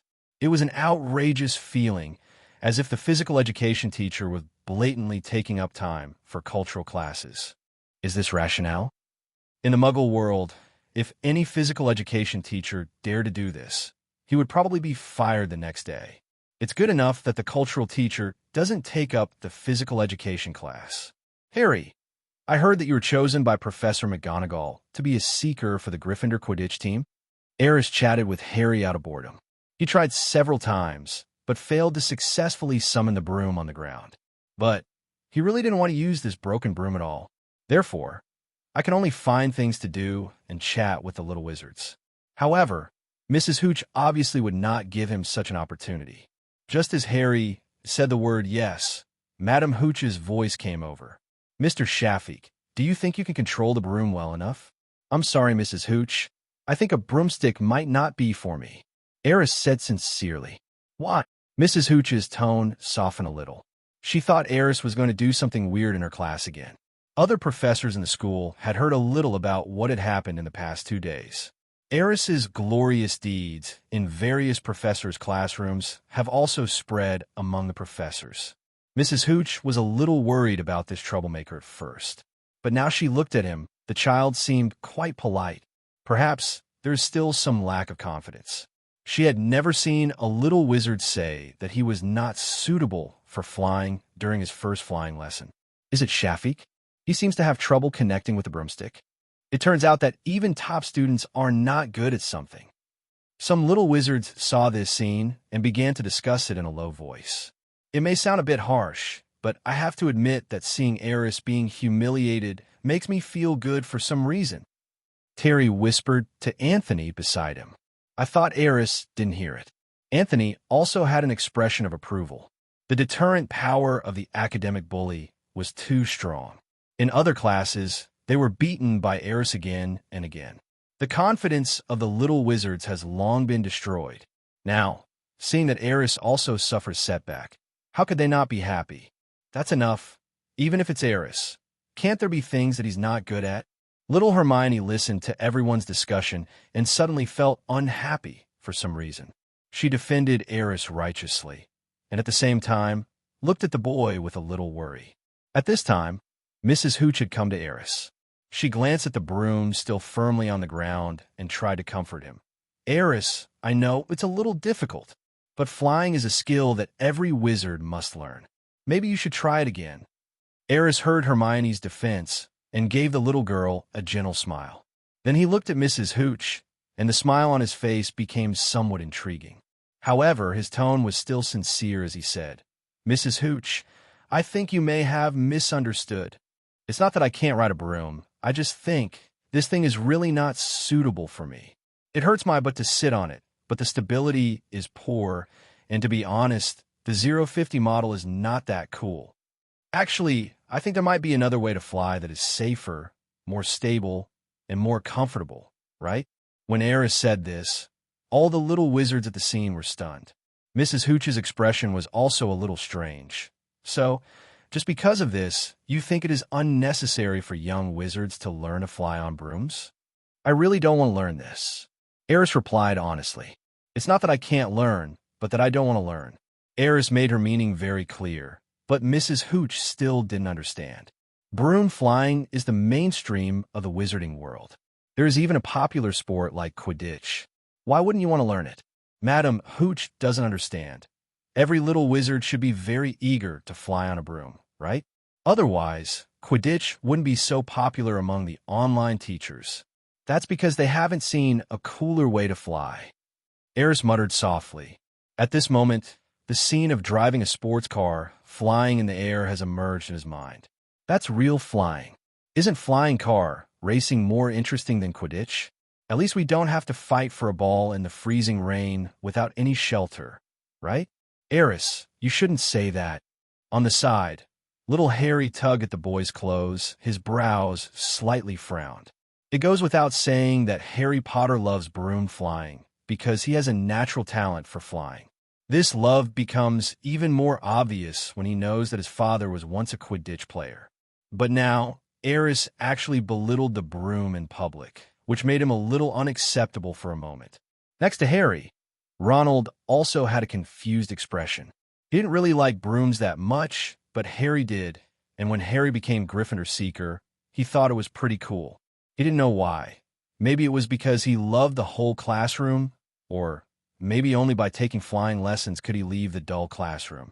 So, he also took a fancy to flying lessons. Ronald obviously disagreed with Aris's words. So, what other way of flying do you think is cooler than flying on a broom? Aris' words made Mrs. Hooch very unconvinced, causing her to speak in a cold tone. Because she loves Quidditch, she always thinks flying on a broom is the coolest thing in the world. But now, a little wizard dared to say in front of her that riding a broom was not cool enough? How could she bear this? Of course, Aris retorted without any hesitation. For example, a flying sports car? He thought about it and decided that it might not be realistic to build a flying sports car now. Then he could only prove his point in another way. For example, like this. Aris pulled out his magic wand and pointed it at a random patch of grass. Changed shape. Then, something happened that made the little wizard's eyes light up. The piece of grass suddenly changed rapidly and eventually turned into a silver-white broadsword. The most important thing is that the sword looks extremely cool, which almost meets all little boys yearning for swords. Wingardium Leviosa. Then Aris' voice sounded again. With a beautiful levitation spell, the sword slowly rose in front of everyone. Aris smiled, and then, amid the puzzled gazes of the crowd, he jumped directly onto the long sword. Didn't you say flying on a broomstick is the coolest thing? Are you kidding me? Where do you put the sword-flying art of the ancient Eastern nation? Aris used a levitation spell to control the sword, and casually cast a protective spell on himself to resist the wind. Then, in the shocked gazes of everyone, the sword slowly flew up, suddenly accelerated, broke through the sky, and went straight into the clouds. The effect of the protective spell dissipated the oncoming strong wind to both sides, forming a white wave that was almost visible to the naked eye. The scene was like adding an energy shield with wind-breaking effects in front of Aris. Is this transfiguration plus a levitation spell? No, it should be a variant spell, much more powerful than the levitation spell. Madame Hooch stared at Aris, who had already flown into the air, her eyes almost filled with surprise. Theoretically, the levitation spell cannot control the flying of the spell itself, because the circulation of magic power will be interrupted. Just like an electrical short circuit, the flow of magic power out of the body and back into the body will cause the magic power cycle to be unstable. The spell will naturally fail. But Aris cleverly used the art of transfiguration and turned the grass into a sword. He directly used the levitation technique to control the sword and lifted up his body. In theory, this is indeed desirable, but implementing it is very difficult. At this moment, Mrs. Hooch was shocked by more than just Aris's whimsy. I was even more shocked by his use of magic and his understanding of spells. This skill alone is probably stronger than most adult wizards out there. But he is only an 11-year-old kid who just started school. Could it be possible that a person's talent could be this good? Unlike the confused Madame Hooch. At this moment, after a moment of stunned silence, the expressions of the little wizards suddenly became extremely excited. Aris actually flew up on a sword. No, he's flying on a sword, which is much cooler than riding a broom. He even brought his broom, but he didn't ride it. Has anyone ever seen anyone flying on a broom? Is this what ours, Dad? Reese meant by a cooler way to fly than riding a broom. All the little wizards were stunned and even excitedly ran after Aris in the sky. The brooms they were holding had already been thrown away somewhere unknown. It's incredible. He always does things that no one expects. He muttered to himself with a dull look on his face. This way of flying. How on earth did he come up with it? Harry also looked envious and shocked, but soon his face fell. If I were to use transfiguration and levitation charms to make myself fly, I'm afraid I wouldn't be able to do it in a few years. But he's really cool, right? Ronald still had an admiring look on his face. It's really cool, but I think riding a broom is cool too, isn't it? Little Harry looked a little stubborn. Maybe. Ronald did not refute, but it was obvious that he was just trying to take care of his friend's feelings. Because from beginning to end, his eyes never left Aris flying in the sky. Aris, stop now. After a long while, Mrs. Hooch seemed to suddenly think of something, and her anxious voice suddenly rang out while she kept waving at Aris. She knew clearly that although Aris's flying method was cool, it also had great hidden dangers. To maintain the levitation spell and the protective spell at the same time, and also to control the extremely fast flight, it definitely requires a lot of magic power. And how much magic power can Aris, an 11-year-old little wizard, consume? Mrs. Hooch admitted that the boy's talent was truly unprecedented. But a wizard's magic power needs to be accumulated over time. If Aris's magic power is used up at this moment, the only result will probably be falling from the sky. Over Hogwarts, Aris didn't seem to hear the shouts of the little wizards and Madame Hooch below. He felt the same pleasure as flying on a sword. Sharp winds blew past my ears, but were blocked by the protective spell. The flying sword under his feet was controlled by the floating spell, as if it were an extension of his body, and could be driven by his arm. The only thing that worried him was that he felt insecure standing on the flying sword. I feel like I might fall down at any time because of my unstable standing. However, he also found a solution to this problem. Transfiguration has a wide range of uses. He simply slightly changed the shape of the flying sword under his feet, stepped on the joint of the flying sword, and fixed it firmly, thus easily solving the problem. Compared to flying on a broom, the disadvantage of flying with a sword is that it consumes a lot of magic power. But the advantage is that there's no need to worry about getting stuck in the crotch, and he personally thinks this is much cooler than flying on a broom. If it's just for a short time, flying with a sword is no problem, but if it's for a long time, a broom would be more convenient. This is what Aris experienced. Accepted it. Of course, compared to a flying sports car, a broom is still a complete loser. Swoosh! Aris took a long walk over the castle and took in the overall view of Hogwarts. Then, it brushed against the castle's windows and began to fall to the ground. And inside the window he just passed, Professor Levi was teaching the third-year students of Ravenclaw. Look, what is that? Woohoo! Someone is riding a broom. No, someone is flying on a sword. That's not right. He's not riding on the sword. He's flying on the sword. Did you see who that was? It looked like Shafiq to me. The third-grade young eagles didn't even have the heart to attend class at this time. They all ran to the window and stared at the bird that was circling gracefully in the air and then slowly heading towards the ground. The figure of landing on the ground. What happened in the classroom left Professor Flitwick at the podium completely confused. Because Aris just flew past the window behind him, he did not see the shocking scene. But Professor Flitwick quickly reacted and turned to look out the window. Merlin's beard is a perfect transfiguration and levitation spell. That child, what? That's Aris. This little guy, can't he sleep unless something bad happens? How dare he do such a dangerous thing? After discovering that the student who was flying with a sword was Aris, Professor Flitwick panicked instantly. He didn't even bother to care about the students who were still watching in the classroom. He walked outside quickly, feeling anxious. At this moment, he just hoped that it was not too late to rescue the child from the air before his magic power was exhausted. How on earth did he manage to fly on a sword? Among the third-grade students watching by the window, Qiu Zhang's best friend Marietta had a look of disbelief on her face. Qiu Zhang was silent for a moment, then spoke quietly. Is there a possibility That's not called flying on a sword, but flying with a sword. Originally from the mysterious East, Chio had naturally heard of some ancient myths and was no stranger to the term flying with a sword. At this moment, perhaps she was the only one who was shocked, and at the same time, some strange emotion was activated. That boy actually flew a sword in Hogwarts. There seemed to be a flame burning fiercely in her chest. At this moment, the boy's back as he flew the sword was deeply engraved in her mind.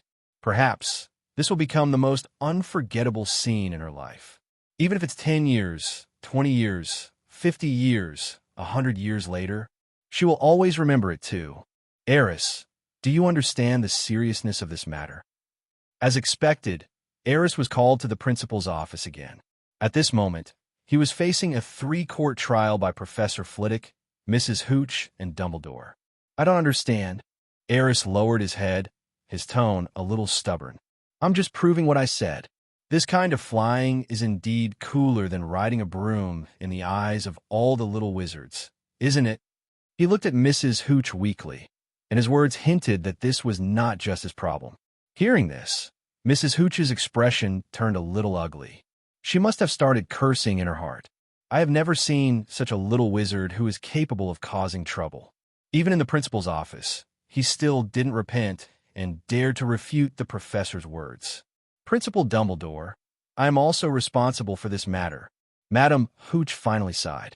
She thought that she had really underestimated this first-grade wizard. He even complained to the principal. This little fellow is so clever now. I'm afraid he will be even more amazing in the future. There are some differences in cognition, and the viewpoints are mutually dialectical. This is not a big problem. Behind the desk, Dumbledore also seemed to be having a headache. He looked at Aris meaningfully, and then changed the subject, but without adequate safety measures, it is still risky to rashly try out your new ideas. Aris, you must remember this lesson. Yes, Professor. Dumbledore had spoken, so Aris could only lower his head obediently. In fact, he didn't really want Mrs. Hooch to take the blame. But there are some things that cannot be compromised blindly.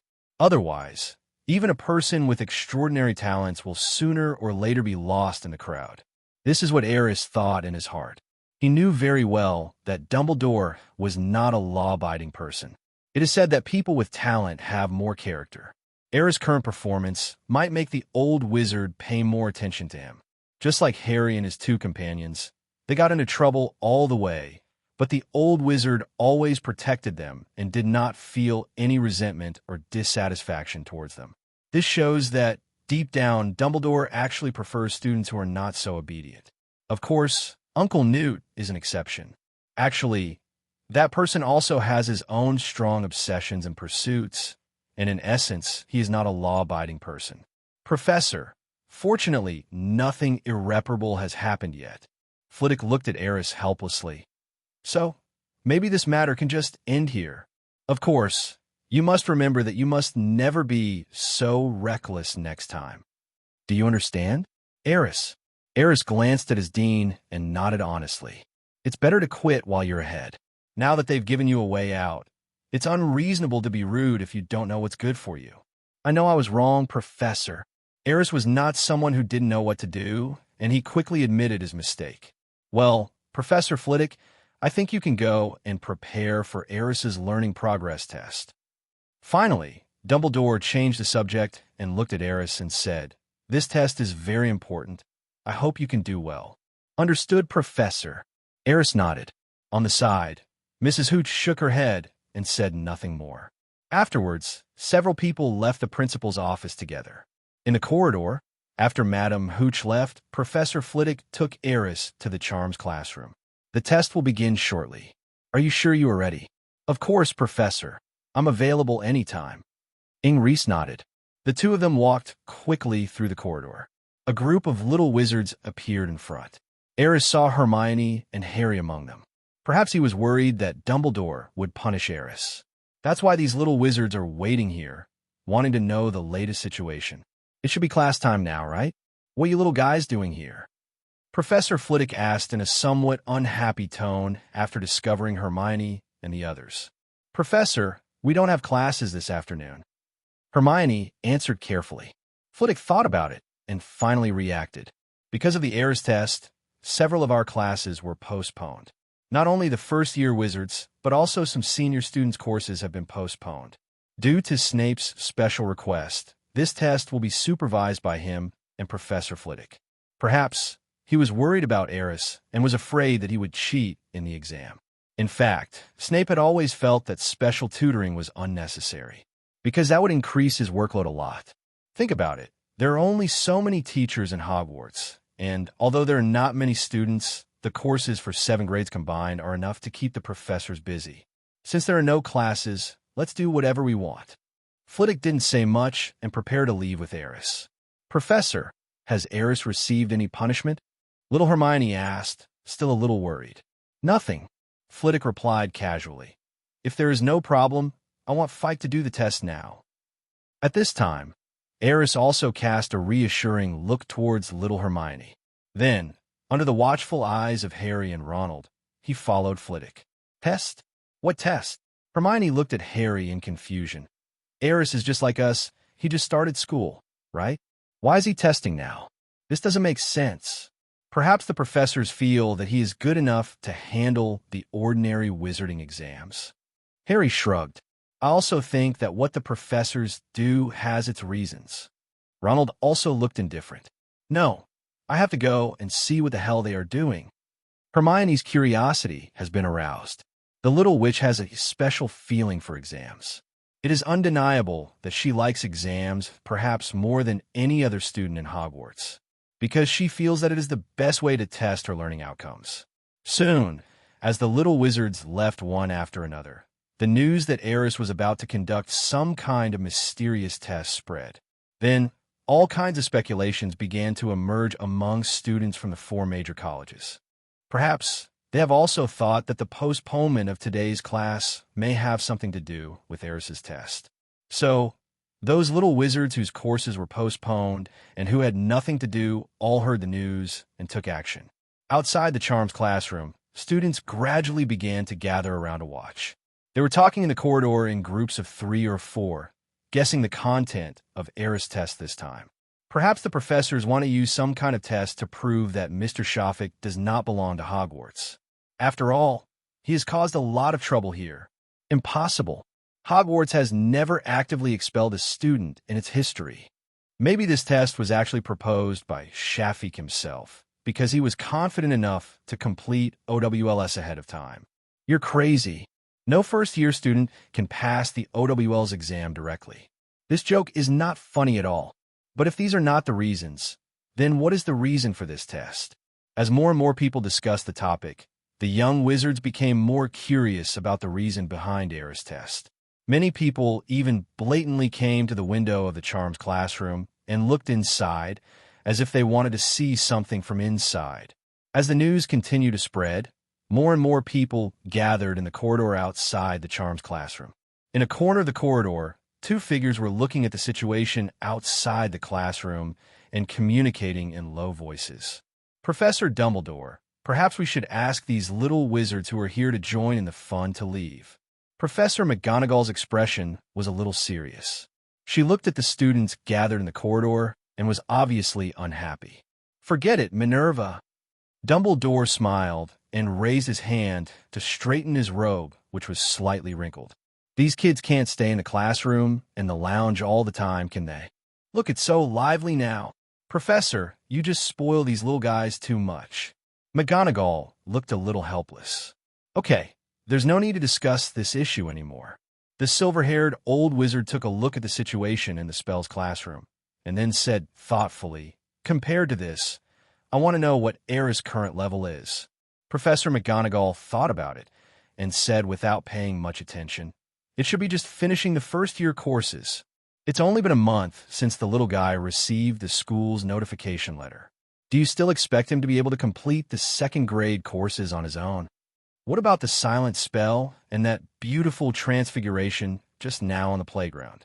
Dumbledore shook his head. 0 request flowers. Obviously, he did not agree with Professor McGonagall's point of view. He felt that perhaps Aris had more surprises for them. So, 2nd year? Professor McGonagall frowned slightly. Perhaps He just put more effort in his silent spells. If he has good talent, it is not impossible for him to master this skill in the 2nd grade. I still think you see it too simply. Dumbledore still shook his head. It's impossible that his level has reached the 3rd grade, right? You know, Professor, the accumulation of knowledge cannot be compensated by talent. McGonagall looked surprised and a little doubtful. It seems unclear why Dumbledore would have such high expectations for Aris. Once the little guy finishes the test, maybe we'll have the answer. Dumbledore still did not make a clear statement. At this moment, there was a sudden loud noise in the corridor ahead. The little wizards seemed to notice that the situation in the classroom had changed. Here we go. The professor gave Aris a test. Dumbledore immediately spotted little Harry in the crowd. A smile appeared on his face, and he shook his head gently. It's good to be young, full of curiosity about everything. Right, Minerva?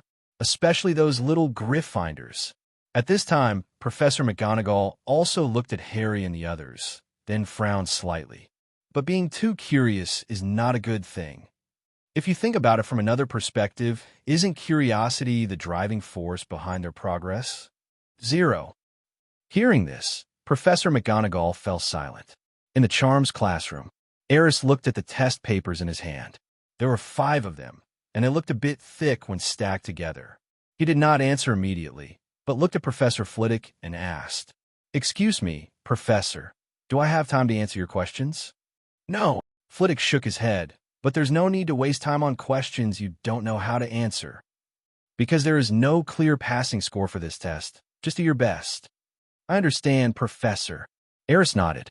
On the side, Snape glanced at Aris and said calmly, "Perhaps you can't even finish one paper. But for a freshman like you, it's not something to be ashamed of. I always think that this test is a joke." Hearing this, Aris didn't say anything, but just smiled at Snape. But I don't know why. When Snape saw this smile, he seemed to feel an unprecedented sense of frustration. Not only did he not get any pleasure from beating Aris, but he became even more depressed. "Then I'll start." Aris picked up the quill. He casually glanced at the contents of the first test paper. The questions on it were all 1st grade knowledge. It basically covers knowledge of all subjects and is very comprehensive. It seems that these test papers were prepared by several professors together. However, Aris just took a quick glance and started writing. Because the content of this test paper was not difficult for him at all.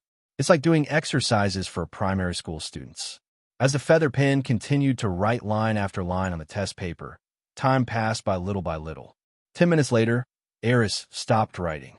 Professor Flitwick was a little surprised and stepped forward to take a look. It's finished so quickly. Looking at the densely packed answers on the test paper, he was obviously a little surprised. Aris didn't say anything and took the second test paper. He still just glanced at it and then began to answer. This test paper contains the knowledge points of all subjects in the 2nd grade. Of course, all the knowledge in the textbooks. 15 minutes.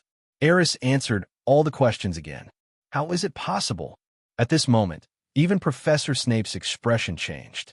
This is knowledge that is only learned in 2nd grade textbooks, but Aris answered all the questions without any hesitation. That means he has already memorized these knowledge points. Is this guy's talent really that good? Under the surprised gazes of Flitwick and Snape, Aris took the 3rd test paper. He still had a confident expression, but he spent a little longer looking at the questions.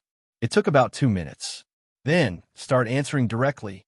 At this moment, the expressions of the 2 professors became serious. In fact, 1 month before school starts, Aris has already completed all the courses before the 5th year at Hogwarts. Of course, this is limited to the content in the textbooks. These books can be bought at Flourish and Blott's bookstore, and with the talents of super speed reading, super thinking, and photographic memory, it is not difficult to do these things. This is the result of Aris putting most of his energy into studying ancient magic circles and hands-on practice. It's incredible. He finished the 3rd grade course in just 20 minutes. As Aris put the 3rd test paper aside, Professor Flitwick finally couldn't sit still anymore and cried out in shock. At the side, Snape looked at Aris with a look of doubt and uncertainty. He really couldn't understand why a little wizard who had just entered school could solve third-grade problems. What's even more exaggerated is that Aris didn't seem to have to put in any effort. This was also what puzzled him the most. Are the little wizards now so powerful? However, he knew very well that other first-year students definitely did not have such ability, such as Harry Potter and his little followers. Even Malfoy, whom he was optimistic about, could never achieve the level of Aris. No, it's not that it can't be done, but it's simply impossible. Don't even think about it. However, Aris's performance before him was an indisputable fact. Although the accuracy of the test paper has not come out yet, he just observed carefully and found that this little guy did not write randomly at all. At least he gave correct answers to the few questions about potions that he saw. In his opinion, this was as outrageous as seeing Merlin reborn with his own eyes. Aris, do you want to continue with 653? As the boy took the fourth paper, Flitwick's voice became shrill with excitement. What's wrong, Professor? Can't you just continue? Aris was puzzled. Yes, of course. Flitwick looked a little overwhelmed, but he couldn't help asking, are you sure you can solve the fourth-grade problem? If not, you can stop now. At the side, Snape also cast a strange look at him. But Aris didn't care about their reactions. He just smiled and said, It's okay, Professor, I can try. As he spoke, he had already taken the fourth paper and began to look at the questions carefully. As time went by, the little wizard outside could no longer stay there. Most of them had already pressed their ears against the windows. Some senior students even took out magic props that could help with hearing and used them as tools for eavesdropping, paying close attention to what was happening in the classroom. Did you hear that? It seems to be Professor Flitwick's voice. I heard it too. It seemed to mention the third grade or something. That Shafik is obviously doing homework in there, but those homework should only be for first graders, right? Why did Professor Flitwick mention third graders? Something seems wrong. I just saw Professor Flitwick give Aris a whole stack of parchment. If it's just the first-year exam questions, isn't that too much? You mean those questions are for first graders again? With the continuous excavation of various detective wizards, combined with some vague sounds they heard in the classroom, speculations one after another suddenly spread among the crowd. The more they speculated, the more frightened the little wizards became. Many exclamations filled with disbelief continued to ring out. At the end of the student line, Professor Dumbledore and Professor McGonagall had not left yet. This seemed incredible to other little wizards. The two most prestigious professors in the school spent almost an entire class period together just to watch a little wizard take a test. This is a treatment that no student has ever had. Professor Dumbledore, I think, your guess may have come true. At this moment, Professor McGonagall had a serious and original look on his face. They knew the test questions, and through the window, they saw Aris completing one test paper after another. This is already the fourth test paper. It seems that the surprise this little fellow has given us is far beyond our expectations. There was a strange light in Dumbledore's eyes behind his half-moon glasses. It was like seeing some amazing treasure. Or maybe even he was surprised by Aris's ability. He was sure that even in the entire history of Hogwarts, there would never be such a gifted person. No, this can no longer be called a gifted talent. At this time, even if someone told him that Aris was the reincarnation of the god of magic, he would not doubt it at all. This child brought him so many surprises. Even with his age and experience, he can no longer remain calm. Professor, I'm wondering if we should drive these little wizards away. Otherwise, when they know the truth, they will probably fall into some kind of negative emotions. Such a blow is really not something they should endure at this time. Professor McGonagall suddenly looked at the little wizards who were watching with a strange expression. Sometimes, meeting someone too amazing when you are young is not a good thing. If the situation in the classroom really spread outside, the entire school would probably be alarmed and fall into chaos. Especially those excellent students in senior grades may fall into self-doubt. After all, the boy was only 11 years old, just a freshman who has just entered the school and is as new as can be. If even an 11-year-old freshman can solve problems that only 4th and 5th-year students can solve without any pressure, so what is the point of their hard work over the years? It's no use. Dumbledore sighed suddenly. That child is destined to become the brightest star in the wizarding world of this era. Instead of covering up his light, it is better to let him bloom more brightly. Perhaps that light can break through the old shackles, allowing this world that has gradually fallen into decay to regain vitality and usher in a brand new era. As Dumbledore muttered to himself, Professor McGonagall seemed to hear something incredible. His gaze slowly turned to the silver-haired old wizard. "Professor, are you serious? In all my life, there has never been a moment when I am more serious than now." The old wizard's eyes were deep, as if endless wisdom flowed in them. When he looked at the boy in the classroom again, a relieved expression appeared on his face, as if he had made some decision. "Minerva, maybe this isn't such a bad thing, right?" In the classroom, Aris was still writing furiously. He could feel that the difficulty of the fourth-grade test questions had increased significantly. But with his current knowledge reserve, it is not a big problem.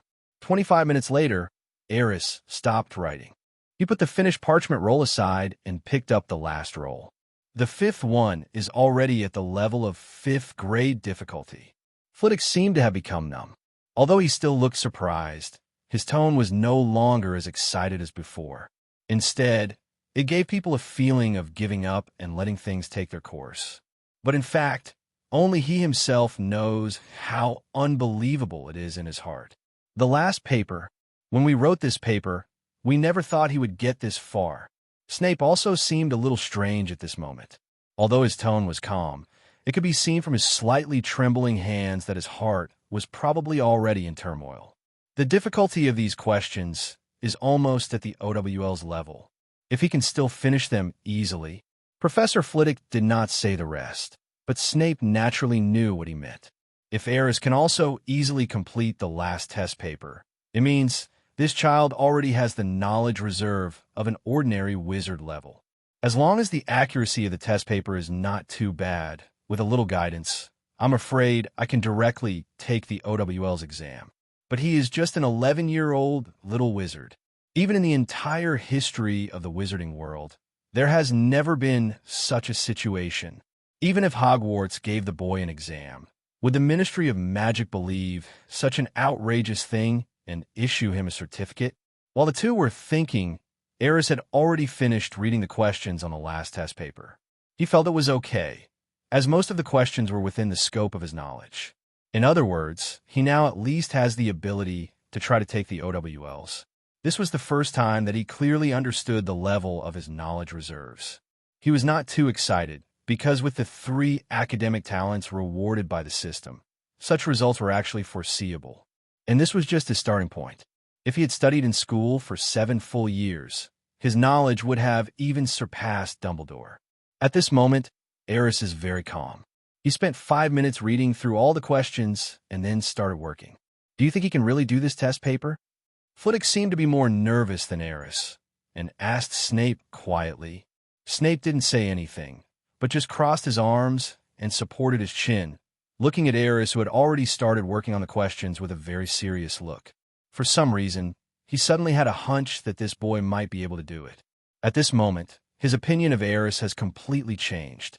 The boy had long forgotten that he had skipped the first class. With such talent and gift, if he were the one, he would not waste time listening to a meaningless class. Although he didn't like Aris's behavior, he seemed to understand it now.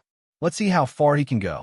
The conversation between the 2 professors in the classroom ended quickly, leaving only the rustling sound of the feather writing on the parchment. There was complete silence all around. Even the occasional sound coming from the corridor outside disappeared. Everyone was watching quietly at the boy who was sitting in the classroom and writing furiously. Did you notice that? In the corridor, Hermione turned to look at Harry and Ronald and said, "Aris' test consists of 5 papers, and now he is already working on the last one. What's the problem?" Harry frowned in confusion. What does this mean? Ronald was even more confused. Obviously, neither of them followed the little witch's train of thought and did not understand the significance of her question. This is a big problem. Jinx suddenly turned around excitedly. and then analyzed in a deep voice. Perhaps I can already roughly guess the meaning of this test. Aris's talent is very good, even better than any other in Hogwarts.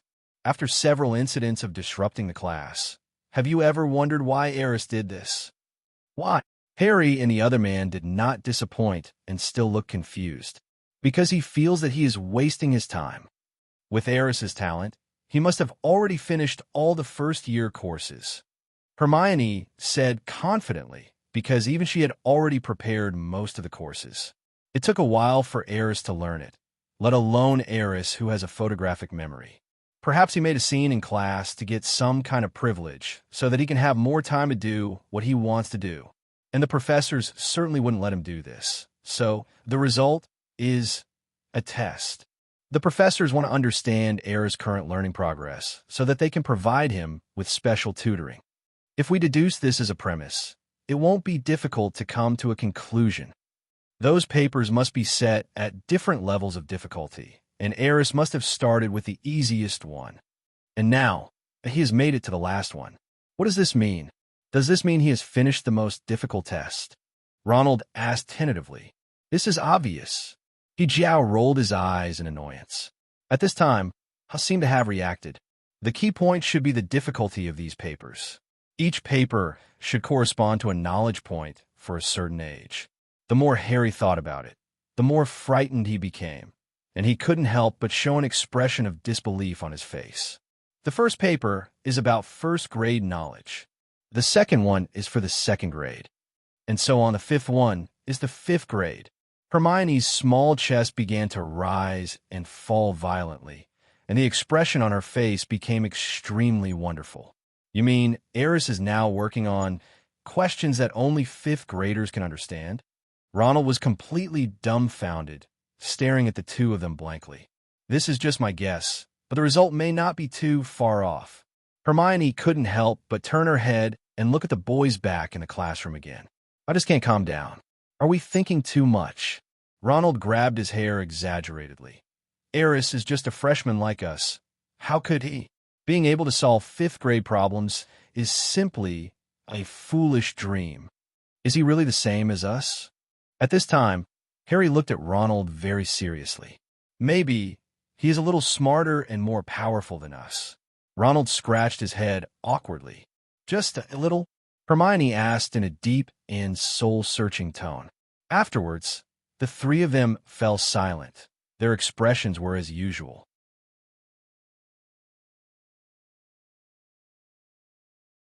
Shafiq is doing fifth-grade problems? Is this test intended to give him special tutoring? The 5 test papers in the classroom represent the difficulty of the 5 grades? Is the person who analyzed these results still asleep? How is this possible? No matter how good Shafiq is, he can't possibly solve fifth-grade problems when he just entered school. This is obviously an unfounded guess. Somehow, Hermione's analysis suddenly spread among the group of young wizards watching. It's actually easy to understand. The three of them had not deliberately lowered their voices during their discussion, and there are basically people all around. It's no surprise that those words got out. What made the three of them a little indignant was that those people actually did not believe the results of their analysis. Obviously, Hermione's analysis has been as rational as possible and has a certain basis in fact. In the first 2 days, Aris demonstrated knowledge far beyond what a first-year student should have. Whether it's a silencing spell or a levitation spell, or a sword flying in Broom class, without sufficient knowledge reserves to support him, how could a first-grade wizard possibly do those things? Among them, Hermione was the most angry. She was the only one who knew Aris's true strength. The scene in Flourish and Blot's bookstore still occasionally echoed in her mind and made her feel deeply moved. They could doubt Aris's talent. After all, that was really hard to accept. But we shouldn't deny her judgment without any factual basis. This is something the proud little which cannot accept. You know nothing, let alone understand how terrifying Aris's talent is. The little witch yelled at the students around her, then turned around sullenly, staring at Aris' figure in the classroom, and stopped talking. The little wizards around were all confused, not knowing when they had offended this know-it-all lady. Harry and Ronald also looked at the other young wizards indignantly, and then, like Hermione, squatted by the window and stopped looking at those people. It seemed as if they were using this action to show their support for Hermione. Oh no, it should be support for Aris. Now, they have actually gradually accepted the fact that Aris is indeed smarter than them. And not just a little bit. 30 because Aris was their friend. The two even felt a sense of inexplicable pride. A little further away, Professor McGonagall checked the time. It should be almost done. Do you need me to call the professors of other subjects to help grade Aris's papers? No need. It should be no problem with you guys here. As for the questions in other subjects, I'll do it myself, Dumbledore murmured slowly. With Flitwick and Snape present, plus Professor McGonagall and Dumbledore, there are 4 knowledgeable professors gathered here. Although those exams also include courses such as history of magic and herbology. But the 4 professors present had basically passed the ultimate wizard exam and had basically dabbled in all 12 subjects. There will definitely be no problem in marking questions for grade 5 and below. Professor McGonagall nodded. He had not expected at first that Dumbledore would mark the paper himself, and if he had known, he would not have asked this question. With Dumbledore's knowledge, there won't be any problem. Not long after, the door of the potions classroom was opened, and Flitwick walked towards Dumbledore with an excited look on his face. Aris has finished all the questions. Professor, do you think we should go to the principal's office now, or? Facing Professor Flitwick's questioning look, Dumbledore shook his head. No need, just correct it here. Having said that, he took the lead and walked towards the charms classroom. Behind him, Flitwick and McGonagall hurriedly followed, with serious expressions on their faces. The students around looked at this scene, curious, but also couldn't help but show surprise again. For professors graded Aris's test papers at the same time. They had never dared to imagine such treatment. At this moment, they thought of Hermione's analysis again and began to feel somewhat doubtful. Could it be that the analysis of that first-year little witch is actually correct? This is not just an ordinary test. Anyway, it's ridiculous that a first-year student can solve fifth-year problems. The truth will be revealed soon. We just have to wait. The voices of the little wizards spread again, and then everyone stretched their necks, wanting to get the news as soon as possible. For a moment, the whole corridor became noisy. Moreover, as time went by, most of the afternoon classes were over. As word spread, more and more students were rushing over here, just to take a look at what the legendary first-year genius was up to in the classroom.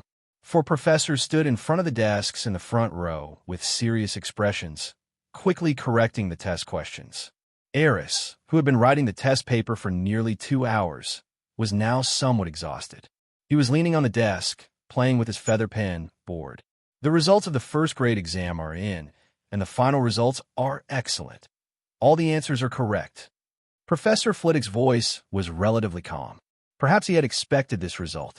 The second-year exam papers have also been graded, and they are still excellent, with all the answers correct. A few minutes later, Flitwick issued another report. Third-grade test paper, excellent, all correct. The professor's voice had become somewhat hoarse, as if he was suppressing something. Fourth-grade test paper, excellent, all correct answers. Fifth-grade test paper, all correct. By the end, Flitwick's entire body began to tremble with excitement. The expressions of the other 4 professors in the classroom were not much better. When the result of the last test came out, Snape looked at Aris fiercely with a look of surprise, as if he had seen a monster. At this moment, he felt extremely complicated and even wanted to pry open Aris's head to see what was inside. However, his character has always made him try his best to restrain himself, fearing that his emotions would be seen through by others. Flitwick is less cautious. Genius, absolutely, oh my god. He had already walked quickly to Aris's front, and even stretched out his hands to touch his body, as if he had discovered some priceless treasure. The enthusiasm in his eyes could almost be felt with the naked eye. This kind of enthusiasm made Aris feel uncomfortable for a while. Mr. Shafik, I think the school will have to make major adjustments to your course plan. Professor McGonagall pursed her lips tightly. Because of her excitement, The muscles on her face were trembling slightly, and her hands were unconsciously folded together and stirred. Obviously, she was also trying her best to suppress her inner emotions. As for Dumbledore, although there was surprise in his eyes, it was not obvious. Perhaps he had already anticipated this result and just walked towards Aris, dragging his long cloak. Then he patted him on the shoulder and said, "Well done." Then he quickly left the charms classroom. The moment the classroom door was pushed open, the noisy sound came in without any obstruction. It's true. All of it is true. The test Shafik did really covers all the knowledge points from 1st to 5th grade. Merlin's beard, he actually got excellent grades in all the questions, and all the answers were correct. Unbelievable. How on earth did he do that? This is totally impossible. It's incredible that a first-year student can complete 5th-year questions. If there weren't 2 professors watching him the whole time, I would have suspected that he had used some new cheating method. It's simply unbelievable. The students who had been watching the excitement in the corridor kept exclaiming and loudly discussing the final result of the test without any hesitation. When the professors entered the classroom just now, a clever little wizard deliberately left a gap before the door was completely closed. Therefore, people in the corridor basically heard what the professor said inside, especially the results reported by Professor Flitwick again and again, which shocked the hearts of these little wizards every time. It was as if a heavy hammer was hitting their hearts again and again. That's what I said. Hermione excitedly tugged at Harry and Ronald's clothes, her emotions clearly out of control. They still don't believe it. What else can I say now? The facts prove that everything I said was right. Aris is simply a genius. No, even genius is not enough to describe his terrifying talent. He is a monster. The little witch's excited tone was mixed with disbelief and a hint of inexplicable awe. Hermione, I think you could maybe calm down a little bit. It was the first time that Harry saw the little witch like this, and he was obviously a little scared. Ronald on the side also kept nodding to show his agreement. Although they also thought Aris was really amazing, Hermione's current reaction was indeed a bit too exaggerated. Soon, Li Wei and Chi Nipu took Aris out of the spells classroom. When Aris left, the little wizards outside the corridor almost subconsciously made way for him, and then stared at him, watching him slowly leave. From beginning to end, their eyes were filled with disbelief and even a hint of fanaticism. Meanwhile, in the Defense Against the Dark Arts office, Quirrell sat in front of a mirror nervously and slowly took off his headscarf. "What's going on? Is there any progress in our plan?" A low and hoarse voice sounded in the room. After Professor Quirrell took off his turban, a terrifying face appeared on the back of his smooth head. "No, Master. I heard a piece of news about that boy. Harry Potter?" Voldemort's tone changed noticeably, with a hint of gnashing of teeth. "No, it's not the Master. It's another little wizard, Aris Shafik. What happened to him again?" Voldemort's tone began to become angry. Apparently, this name had a great influence on him. Even if it wasn't as great as Harry Potter, it was almost there. He just couldn't understand how a first-grade wizard could cause so much trouble. Quirrell would basically report to him everything that happened in Hogwarts during this period that was related to his own plans. To be honest, Voldemort had never seen a little wizard who did not play by the rules like Aris. Even when he was in school, he was very obedient and did not dare to reveal his ambitions easily, for fear of being targeted by Dumbledore. But that's Shafik. The little wizard, on the other hand, does all kinds of things blatantly, for fear that he will not attract other people's attention. How could anyone with a bit of brains do this? That kid just took a test, and from the latest news, he seems to have a knowledge reserve of no less than OWL's level. Quirrell reported the intelligence he had collected timidly. But in fact, this news had already spread throughout Hogwarts. He also heard other young wizards talking about it in the corridor and knew about it. In fact, unless he had no choice, he hardly dared to leave the office most of the time. He was afraid that his abnormality would be discovered by the professors at school, especially Dumbledore. A first-year student has already mastered the knowledge that only fifth-year students can learn in Hogwarts. Voldemort's tone was obviously a little surprised, and at the same time a little solemn, and his voice was much deeper. Master, maybe we don't need to worry. After all, Song is just a 10-year-old kid. What do you know? A low growl suddenly sounded in the room. That guy has shown such talent in his first year. In time, he may become a formidable enemy that hinders me from conquering the wizarding world. Voldemort's idea was obviously not as simple as Quirrell's. He seemed to have seen the inevitability of Aris's rise. That child might become someone who is no weaker than Dumbledore in the future. Most importantly, he is still young and Dumbledore is old. If such a person could be strangled in the cradle, it would be a good thing for him. Find an opportunity to test that kid. Remember to be careful. The professors in the school must be keeping an eye on this guy now. But Master, doesn't this increase our risk of being exposed? I must know whether that child will go against me in the future. Voldemort's tone left no room for doubt. Understood, Master. In addition, we need to speed up our plan. I have already started preparing, Quirrell said quickly. I accidentally found a giant monster in the Forbidden Forest, and I thought, maybe I can lead a monster to the school, and then take advantage of the commotion to enter the corridor on the 4th floor. You'd better not cause any more accidents, otherwise. The low voice gradually faded away, and at the same time, the malice contained in the tone made Quirrell's body tremble unconsciously. At the same time, the Nermangard Tower. An old wizard who had been imprisoned for decades and was in a very haggard state and body was looking at the setting sun outside, with an ambiguous smile on his face. His eyes seemed to have some kind of magic, and his pupils, as deep as a whirlpool, were emitting a silvery white light. The era of decay will finally come to an end. He seemed to see some fragments of the future in the long river of time and space. A young figure stood at the pinnacle of the magical world, leading all living beings. A brand new magical civilization rises and shines brightly in this world. As the last rays of sunset fell on his face, the gentle whisper was blown away by the breeze. Perhaps all the opportunities lie with that boy. It seems that I should leave too. From now on, Aris can enjoy the privilege of studying on her own, or if she wishes, she can take classes with 5th or 6th graders. In the headmaster's office, Dumbledore spoke slowly, explaining the follow-up matters. You can ask professors any questions at any time, but it's best to pay attention to the time and not disturb them when they are resting. Thinking of Aris' unconventional personality, the old wizard couldn't help but give a reminder. Thank you, Professor.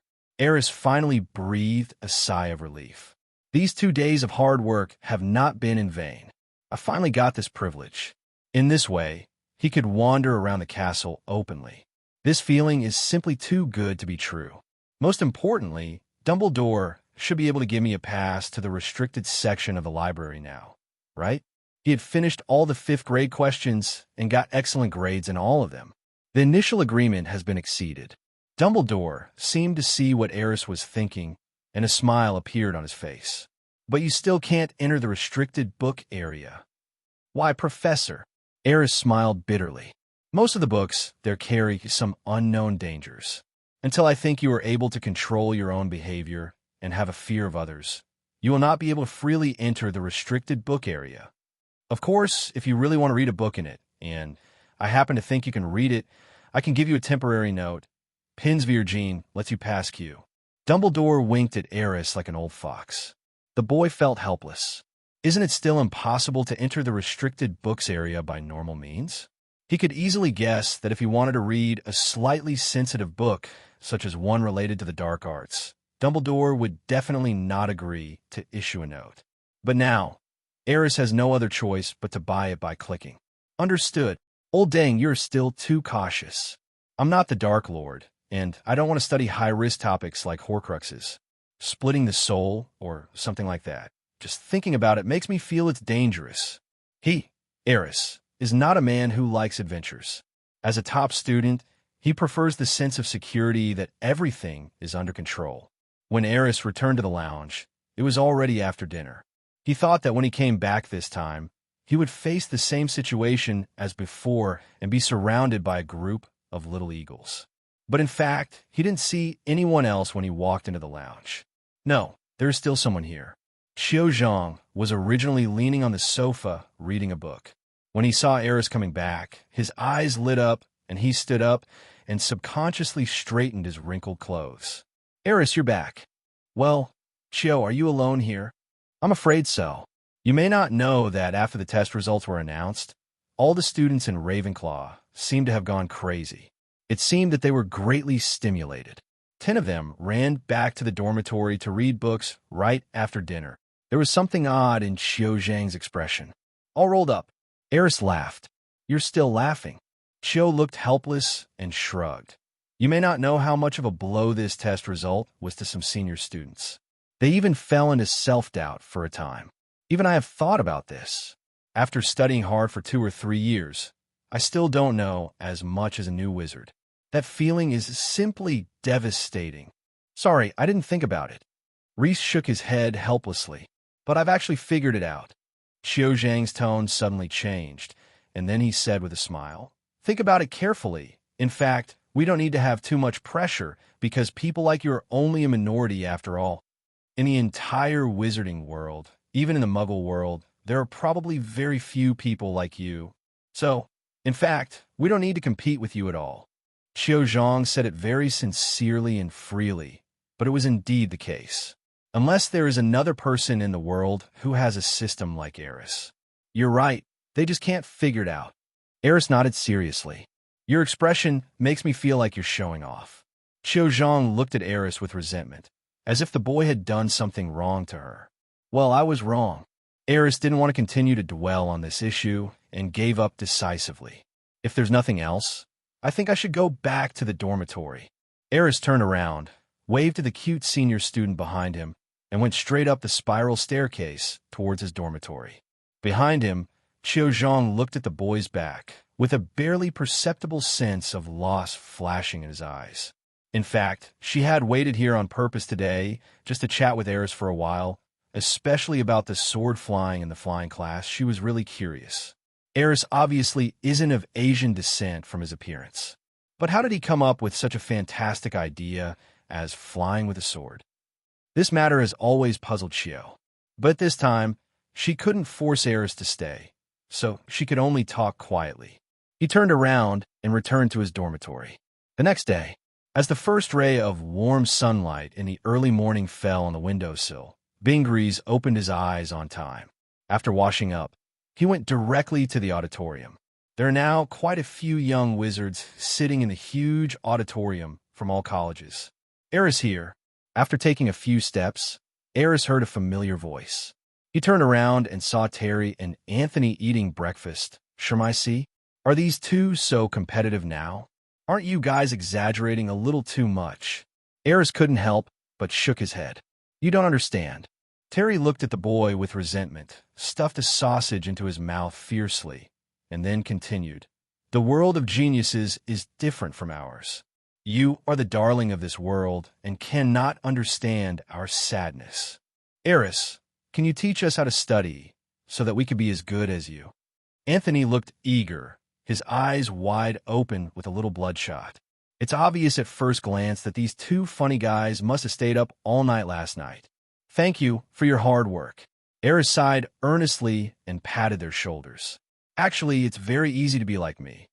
Just restart or change your account. Reopen? Change the number? What does that mean? Terry looked confused. Is it some mysterious learning method? Aris, can you tell us about it in detail? Anthony's eyes lit up, and then he looked at Aris with a little excitement. Aris looked embarrassed. He couldn't possibly tell these two idiots that restarting their account was like starting over, right? No, this is too discouraging. After just a little thought, Aris shook his head. It's not the right time yet.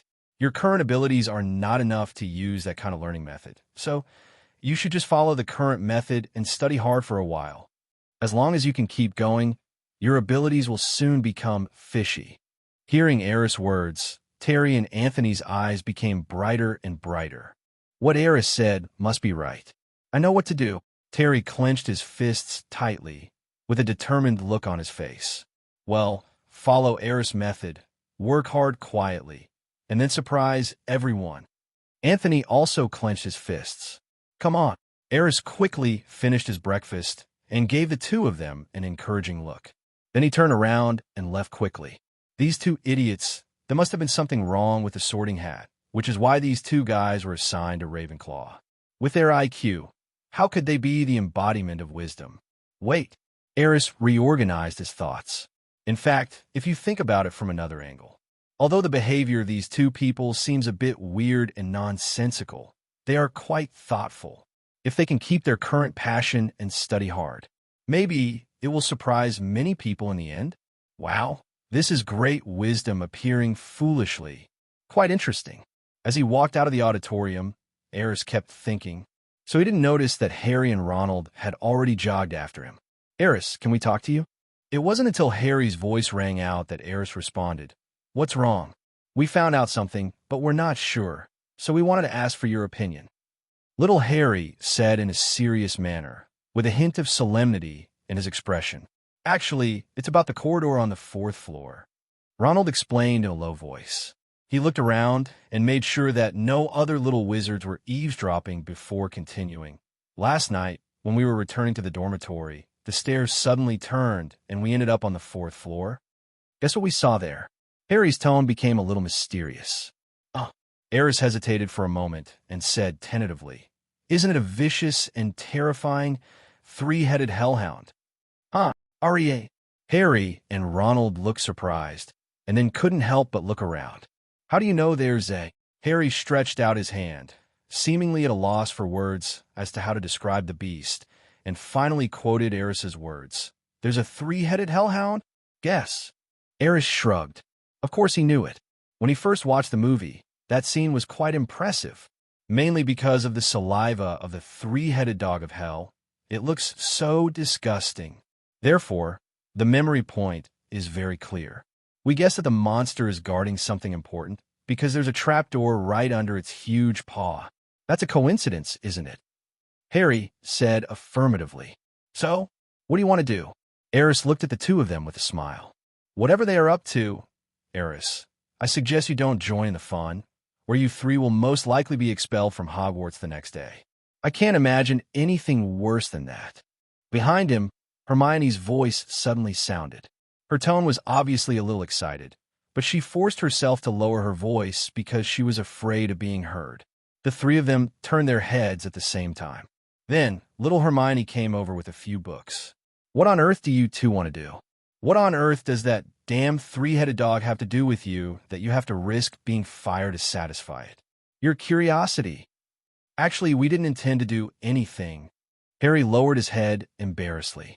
He just thought that Aris was so smart that he would definitely be able to guess what the three-headed dog was guarding. That's what you said, didn't you, Hermione? What did you say the monster was guarding? Ronald shrugged. I knew you wouldn't give up. Hermione held her forehead in her hand speechlessly. At this time, Harry and Ronald both looked at Aris. Although Hermione didn't want to get involved in this matter, she was obviously a little curious. How do I know what's stored there? Aris raised his eyebrows, and after thinking for a while, he decided to give these little guys some time to play. Broom. What's the point if everything is revealed in advance? Most importantly, he didn't want to be targeted by Voldemort in the dark because of this incident, Lilo. I don't want to get involved in the story of a little wizard fighting the Dark Lord. But you know about the three-headed dog of hell, don't you? Little Harry looked suspicious, obviously not believing what Aris just said.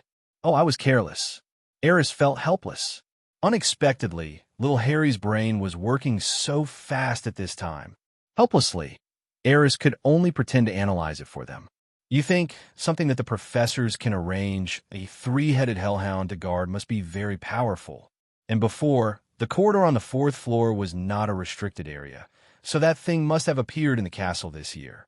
It's very important, and it just appeared this year. Combining these two pieces of information, what can you think of? Ronald looked confused as he listened to Aris' words. Little Hermione also frowned slightly, obviously thinking hard. Only Harry's eyes lit up slightly. Oh, by the way, The day Hagrid took me to Diagon Alley, he happened to take out a very important item from Gringotts, and the next day's newspaper published the news that the vault had been broken into. Someone must want to get that stone. So, that thing was most likely taken back to Hogwarts. That is, the thing guarded by the three-headed dog. Aris had never felt that Harry's mind was so clear. Although it was just a guess, it was surprisingly correct. It must be said that the protagonist halo of the Savior is really strong. According to the original plot, it would take some time for Harry to guess these things. However, Aris looked at little Harry and asked quietly, "Hagrid should have warned you not to tell anyone else about this, right? You telling us this is really good." Asterisk, Harry was speechless for a moment, and his expression became visibly embarrassed.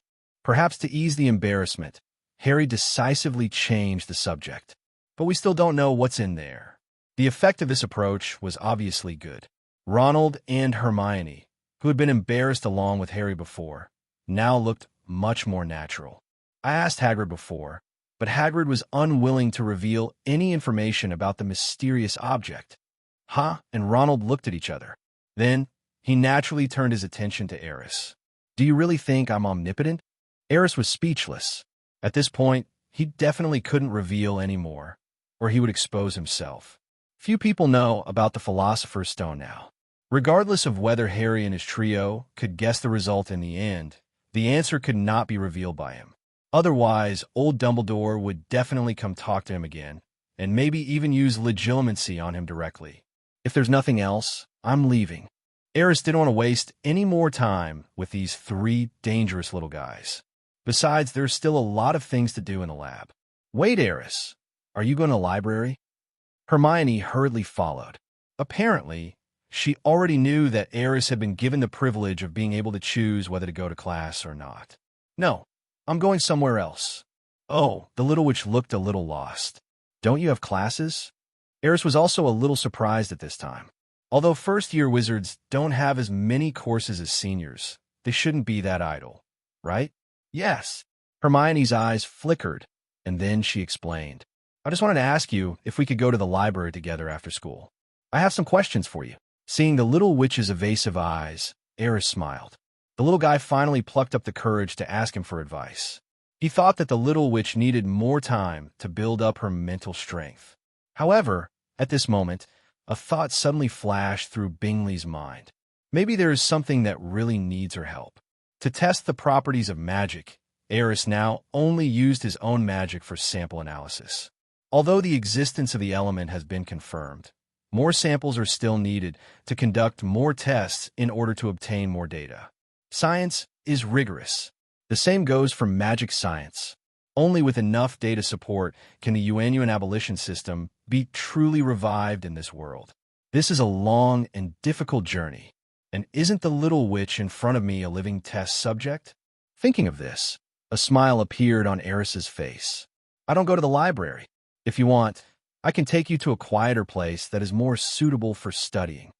The little girl was stunned for a moment. "It's settled."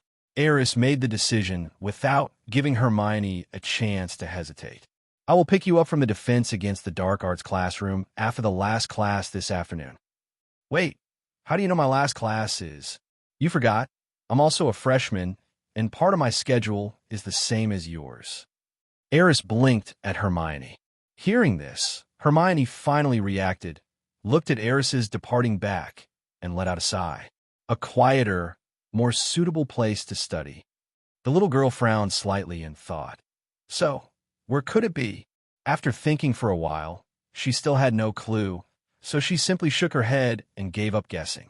He turned and walked towards the Charms classroom with brisk steps, humming an unknown tune. For some reason, the little girl felt a little bit of anticipation in her heart at this moment. Even she herself is not sure whether this expectation is because of Aris, or because I can ask for advice from more capable people. Aris walked down the corridor on the 8th floor of the castle.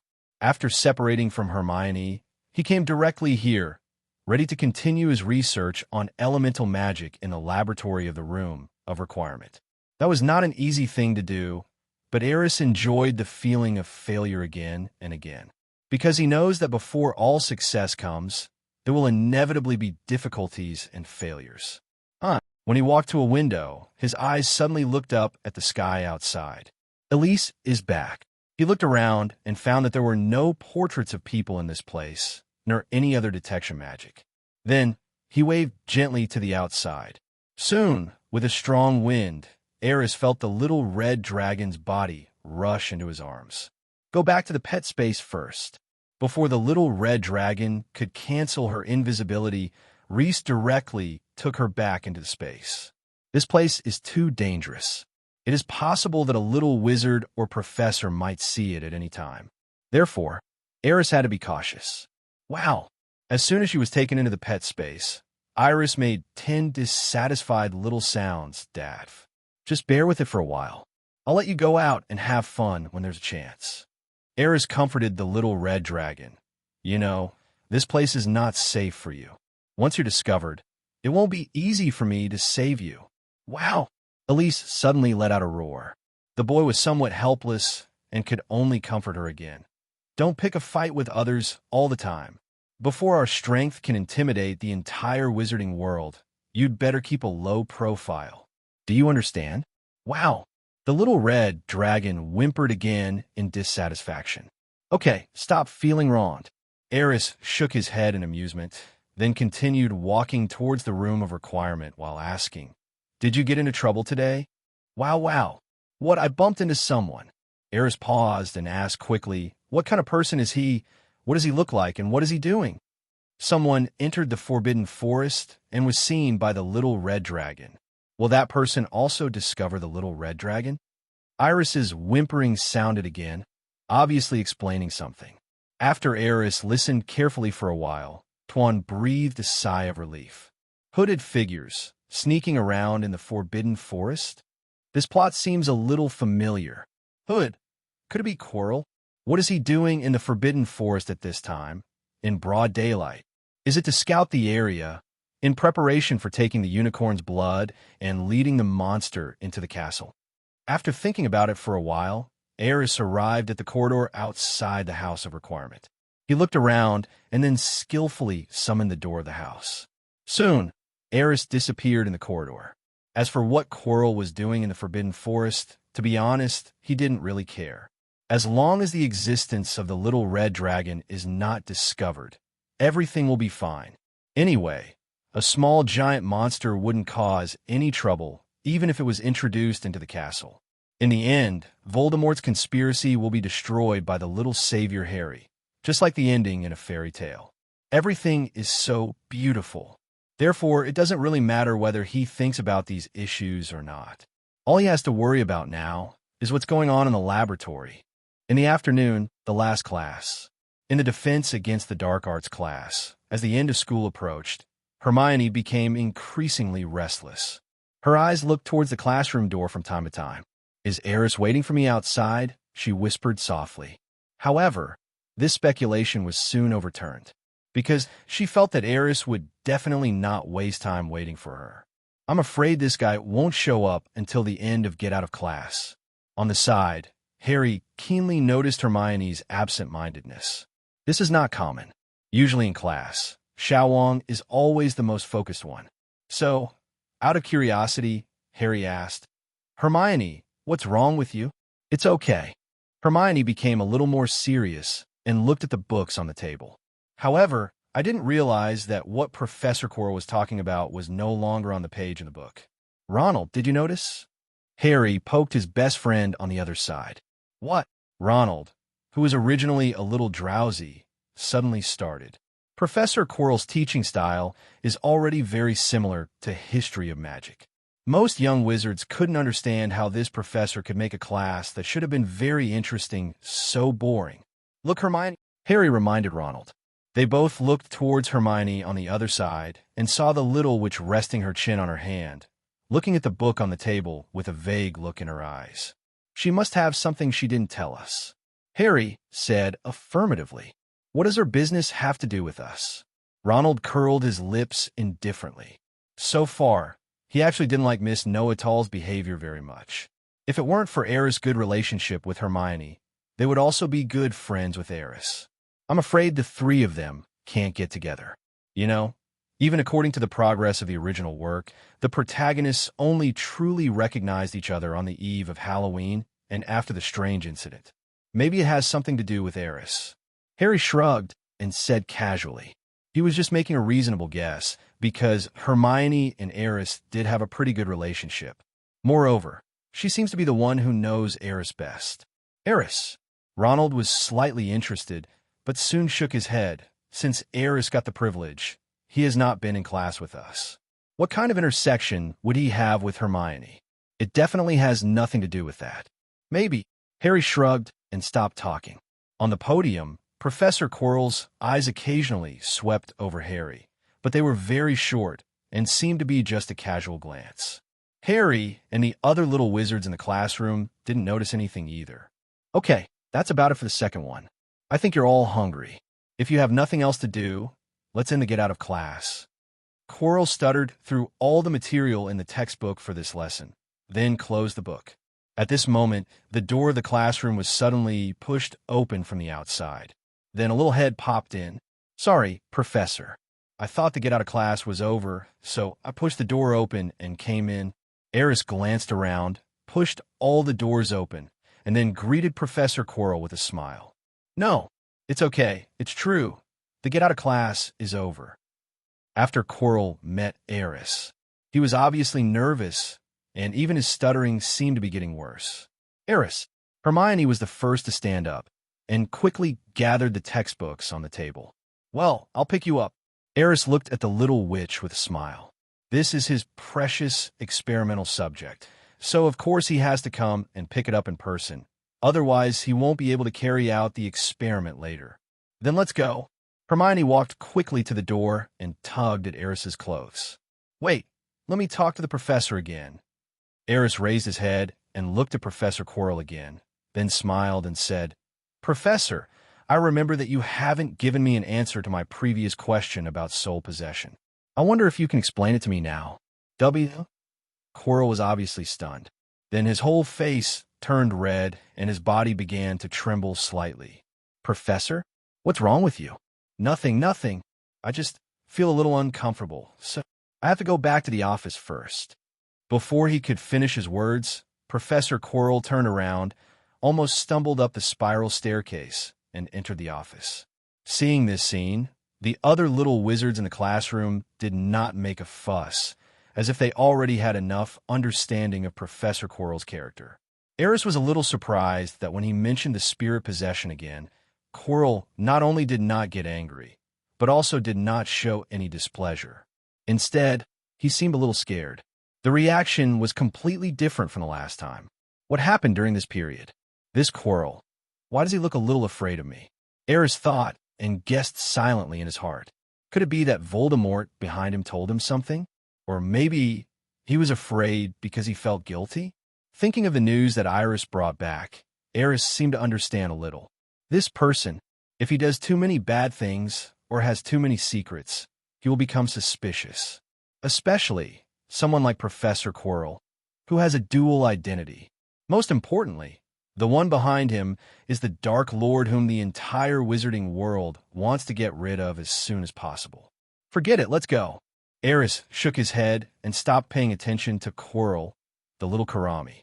After leaving the classroom, he took Hermione to the 8th floor of the castle. Strictly speaking, the room of requirement is not a secret among professors. Therefore, Aris did not plan to hide the laboratory matters from Hermione. After all, many experiments in the future could not be completed by him alone. Aris needs a helper, a real helper.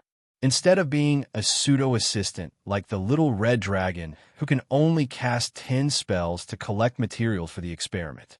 Aris thought about it for a long time, and Hermione was actually a good choice. Because she is smart enough, has a decent character, and most importantly, has a very eager desire for knowledge, and is more receptive to new things than other little wizards. Fast, and will not reject alternative attempts that are different from the traditional wizarding world. Therefore, Aris had decided long ago that he could train her as an assistant. Aris, where are we going? You'll know in a moment. That place is absolutely quiet, and no one will disturb us. Aris said affirmatively. Hearing this, The little witch didn't know what she was thinking about, and her face suddenly turned slightly red. Then he lowered his head and stopped talking. However, he did not stop following Aris's footsteps. When they were passing through a three-forked corridor, Qiu Zhang suddenly appeared and stared at the backs of the two men in a daze. A quiet place. No one will disturb them. Where are they going? On the 8th floor of the castle, there is the Room of Requests. When the mysterious door appeared in the wall, Hermione's eyes widened in surprise. For the little witch who had just entered school, something like a door suddenly appearing from the wall seemed magical to her. This is the Room of Requests. We can provide a suitable venue according to your needs. Seeing the confused look on the little witch's face, Aris explained with a smile. So, the place you mentioned that is quiet enough and won't be disturbed is here? Hermione turned to look at Aris in surprise. Yeah, this place is nice. The little witch didn't say anything, but just looked at everything in the laboratory curiously. Various magic props that look very complicated, crucibles that are much more advanced than the ones used by young wizards in daily life, and alchemical equipment that they have only heard of. There were some things she had never even heard of, let alone seen. Great! The little witch looked obviously excited. This place is simply the perfect place to study magic. She had read a lot of books before, but sometimes she couldn't fully understand certain knowledge points just by reading the content of the books, because many things need to be verified through practice. And here, almost all her fantasies about studying magic were satisfied. Excellent facilities and props, numerous magic materials, and, as expected, the octagonal cage at the back of the laboratory caught Hermione's attention. What are these? The little witch looked at a magic circle in the octagonal cage with suspicion. It was the magic detection circle that Aris had been studying before. You could try it. Aris didn't explain much and went straight to the little witch and pointed to the center of the magic circle. As long as you input magic power from here, a reaction will occur. Isn't this why Aris brought Hermione here? To test her magical attributes. He had previously tested his magic power, and the test results confirmed his conjecture. But after all, there is no precedent or reference for this kind of thing, so more data is needed to support it. If Hermione's magic power is analyzed using a magic detection array, the results are consistent with Aris's conjecture about elemental theory. Then, the correctness of this hypothesis can be further verified, and valuable data can be provided for his subsequent research. Is that so? Hermione didn't hesitate too much, and reached out her hand curiously to touch the magic circle. That's right.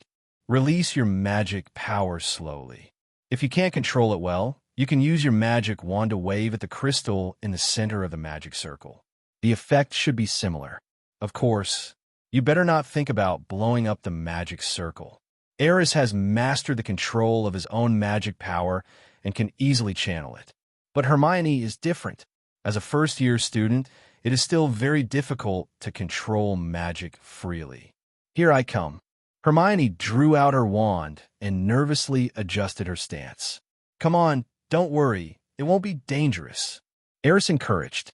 The little witch no longer hesitated and waved the magic wand lightly, without chanting any spell. Immediately afterwards, a wave of magical power surged out from the magic wand.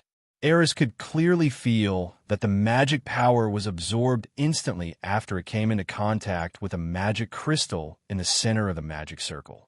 Then, the entire magic circle began to operate, and a light red light began to surge from between the array patterns of the magic circle.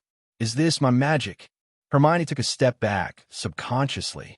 Seeing the changes in the magic circle, the little witch's face was once again filled with surprise. Aris, what does this mean? Fire element, mixed with wind element. Aris carefully observed the changes in the magic circle, and then quickly recorded them in a notebook. While recording, he was also observing, not missing any changes in the magic circle. The main attribute of your magic should be fire, and the secondary attribute is wind. But there's one strange thing. There seems to be a strange property in the center of the magic circle that has not been fully revealed. Aris muttered to himself, his eyes fixed on the central area of the magic circle. There, A faint light was flickering gently. The light was golden, and there seemed to be wisps of silver-white magic vortex surrounding it, which was very strange. Could it be some rare element, golden in color, surrounded by silver-white magic? Sounds familiar. Oh, by the way, Merlin's handbook seems to mention the manifestation of this element. Is it wisdom? Or is it elemental affinity? Yes, this is it. Aris looked at the little witch in surprise. He never thought she had such a talent. Elemental affinity is a good thing. Its effect is that it can make people naturally more sensitive to elemental properties than others.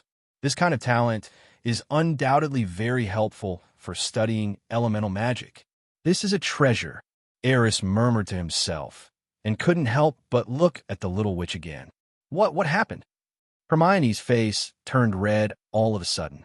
She was curiously observing the changes in the magic circle when she suddenly heard Aris mumbling. That statement does sound a bit ambiguous. It's not surprising at all that the little witch would misunderstand. It's okay. Aris reacted quickly and said with a smile, "You did very well."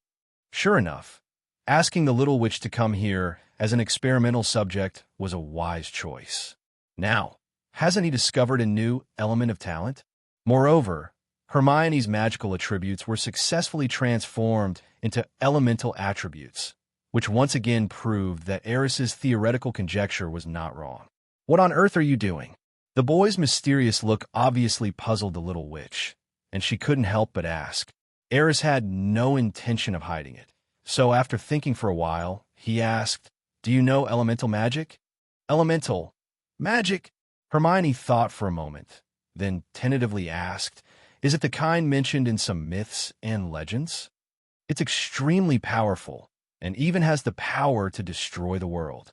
In myths and legends, wizards who have the ability to release elemental magic usually have power comparable to that of gods." "You're right." Aris nodded. "The legend may be a little exaggerated, but elemental magic does exist. What you just saw is the true manifestation of the elements. The red and sky blue cyclones represent that you can control the elemental abilities of fire and wind at the same time. If you study these two areas of magic carefully, you will definitely achieve great success in the future." The girl listened to Aris' explanation blankly, her mind feeling confused. "Wait a minute, Aris." She found an opportunity and interrupted the boy. "You mean elemental magic really exists in this world, and that power can be mastered by us?" "That's right." Aris nodded affirmatively. "But this isn't right." The girl looked puzzled. "If this is true, why has there never been an explanation of elemental magic in the wizarding world? Even if it occasionally appears, it is only in some storybooks. Has no one in the entire wizarding world discovered the existence of elements?" Aris nodded slightly and said with some regret, "The power of the broken inheritance is far beyond your imagination. The modern spell system has deviated from the orthodox path of the ancient times. Thousands of years are enough to drown and make many things disappear. But fortunately, the modern spell system still has traces of elemental magic, like some powerful spells, especially those with natural attributes, fire spells, freezing spells, etc. Those spells actually have traces of elemental magic, but few people are willing to seriously study the in-depth application of these spells. If someone digs deeper into the energy essence of these spells, it is not difficult to find the existence of elements. Of course, discovery is one thing, and actual application is another." Listening to Aris' explanation, Hermione was still full of suspicion. "Why, you still don't believe it?" Aris said with a smile. "I just find it a little hard to accept." Hermione frowned. "Actually, if you're interested, I can give you a little demonstration." "How to demonstrate?" The little witch instantly became interested. "Just like this." Aris stretched out his hand and waved gently. Immediately, a magical power emerged and quickly condensed in his palm, forming a light blue vortex. "What is this?" Hermione's eyes widened. "Continuously compress the wind element and make it rotate in a fixed direction to form the eye of the wind." Aris raised his hand, carefully observing the magic in his hand, and then continued, "I call this Wind whirl. As for the power, Aris swung the wind whirl in his hand towards the corner of the room. The next moment, a strong whirlwind suddenly emerged, turning all the wooden products in that corner into flying pieces. Wow, so awesome! Hermione stared at the scene in front of her with her mouth open. At this moment, her entire worldview was overturned. I never thought that a small whirlwind could cause such terrible destructive power. This is the result of my improvement of the hurricane spell by integrating the characteristics of elements. Aris spent a whole day studying this magic before he came up with the current prototype. That's right, this is not the complete form of the cyclone. If you want to fully unleash the true power of the cyclone, you must get rid of the shackles of the hurricane curse. Zero, please give me flowers. Zero. However, with Aris' current research on elements, there is no way to achieve this. This level is already the limit of what he can do. But even so, this magic has far exceeded the scope of the hurricane spell. Hurricane spell? The little witch quickly recalled her memories and said in surprise, "It seems to be a spell that can only be learned in the 4th or 5th grade? But it's true. You even did the 5th grade test questions. How could you not know the hurricane curse?" Hermione muttered, "Can you please focus on a main point?" Aris said, amused and helpless. "The power of the hurricane spell has been enhanced. There is no doubt about that. This is the effect and power of elemental force. This also further proves that elemental magic has not disappeared, but has been gradually forgotten by the world." Hermione obviously needed some time to digest all the things she had received at once. Her eyes were still on the ruins in the corner. My whole brain went blank. "You want to bring back the elemental magic system?" It took Hermione a while to react, and she looked at Aris with some shock. "That's right, so." He stretched out his hand to the little witch and said with a smile, "Will you help me?" Hermione was a little confused at first, but she looked at the confident smile on Reese's face. Gradually, a surge of hot blood suddenly surged in my chest. If they really succeed, a more brilliant magic civilization will be revived. What a great thing that would be. Then, her eyes became firm. Time flies. Before I knew it, several hours had passed. As night fell, the entire Hogwarts castle seemed very quiet. On the 8th floor, in the corridor that should have been empty, there was a figure walking back and forth. Xiaozhang originally just wanted to see what Aris and Hermione were doing. Who knew that when she followed them here, they had lost their traces? She saw with her own eyes that the two people disappeared into a wall. The scene made her stunned for a moment, and she didn't have time to call them. Later, she felt that it was not a good idea to stay here, so she left. She went to have dinner and waited in the lounge for a while. However, as she waited, she felt more and more uncomfortable. The words Hermione and Aris said in the corridor kept coming to my mind. Find a place where no one is. What on earth are they doing? So secretive. Perhaps she herself didn't even realize that she had become particularly concerned about Aris's whereabouts since some time ago. The boy's figure always appeared in her mind, and she even lost focus in class more than once. Therefore, Xiaozhang couldn't help it after all and just walked from the lounge to the corridor on the 8th floor. She swore that she just wanted to see if Aris and the others had come out. In the dark corridor, there was no movement behind the wall.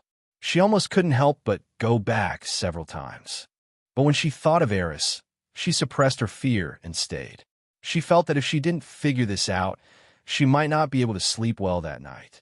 Another half an hour passed by waiting. Finally, the wall opened again, but she felt inexplicably panicked. When Aris brought Hermione out of the room of requirement, she subconsciously hid. Over there, Hermione looked at the sky outside and couldn't help but exclaim, "It's so late. Let me take you back." Aris checked the time, and it was indeed 9 o'clock in the evening. For the little wizard in the castle, this time was obviously not early. Lumos! Aris drew his wand and cast a lighting spell. The cold light source shone on the huge corridor, making the already quiet corridor seem a little eerie.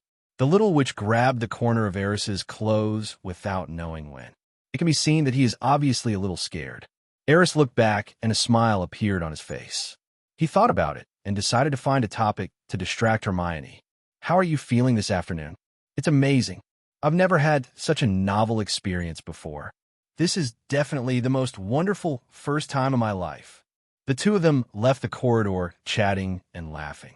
Little did she know that a little girl hiding in the corner was already feeling turbulent waves in her heart at this moment.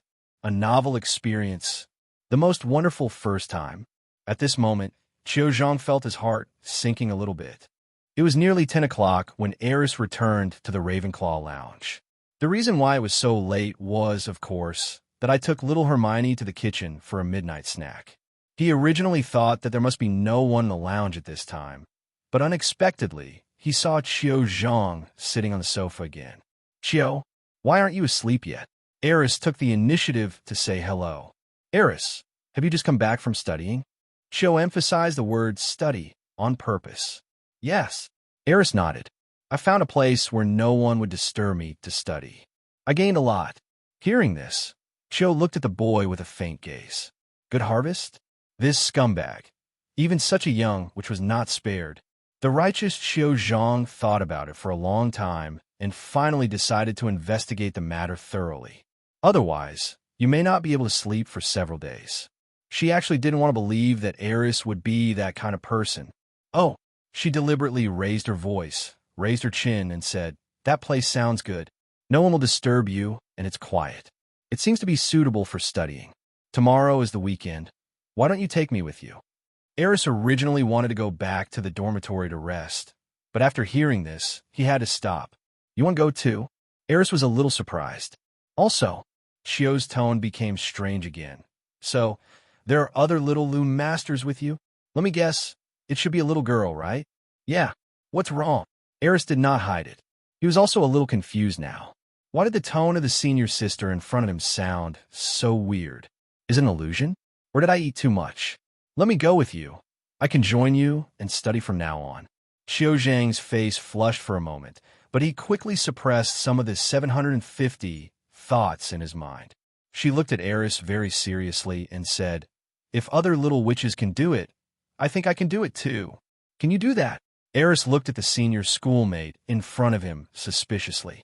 The results of Hermione's magical attribute test have come out, and a series of other tests have also been conducted. It seems that it is not impossible to have another experimental subject.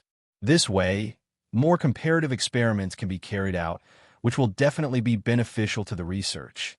But what Aris is worried about is whether Qiu's personality can match theirs. Or, can we achieve the same aspirations? This is very important. After all, Aris is looking for like-minded comrades. The revival of the elemental magic system is definitely not something he can accomplish alone. He also needs help. But the prerequisite for this helper is to agree with his ideas. This way we can work towards the same goal and avoid any problems.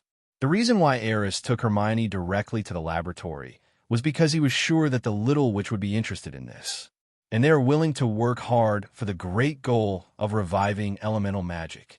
Facts have proved that his guess was correct. As for Qiuzhang, to be honest, he was not very sure. After all, the revival of elemental magic is equivalent to subverting the inherent cognition of the entire magic world. This is an unprecedented reform and also a life-changing adventure. And Qiuzhang, is she really ready? Aris wasn't sure, but he could ask directly. Are you really ready to die for this? These words made Qiuzhang's pupils suddenly dilate. His whole face turned red in an instant, and his whole body began to tremble slightly. What was he talking about? Devotion. As expected, are you really going to do something like that? How could he do this? Qiuzhang couldn't help but turn around because of the panic in his heart. She took several deep breaths before she managed to calm down temporarily. Then, the girl turned around, looked at Aris seriously, and asked, will you be responsible for me? Aris felt something was wrong. The girl's expression seems a bit exaggerated. But think about it carefully. If Qiu really joined his team and was ready to dedicate himself to the revival of the great elemental magic civilization, then he should naturally be responsible for this senior. Thinking of this, Aris nodded solemnly. Of course, I will be responsible for you. Then Qiu's voice became smaller and smaller. And when he said, I do, it was just a gentle murmur. Fortunately, Aris has good hearing, otherwise I wouldn't be able to hear it clearly. However, he still asked again seriously, "Are you really willing?" Xiao Zhang took a deep breath, then looked at the boy and nodded solemnly. "Yes, I do." At this time, Xiao Zhang had thought it through. If Aris is really going to do something bad like that, she must make the boy change his ways. If it really doesn't work, I'll even tell the professor. After all, they are too young. That kind of thing is not something they should be thinking about at their age. It is wrong and a very serious problem. Seeing Xiao Zhang's fearless expression, Aris felt a little emotional. It seems that he was worrying too much. It seems that Xiao Zhang also has the temperament and courage of a revolutionary. No wonder she was one of the first supporters of Dumbledore's army in the original book. Wu is not a person who is content with her fate. Okay, let's decide it this way.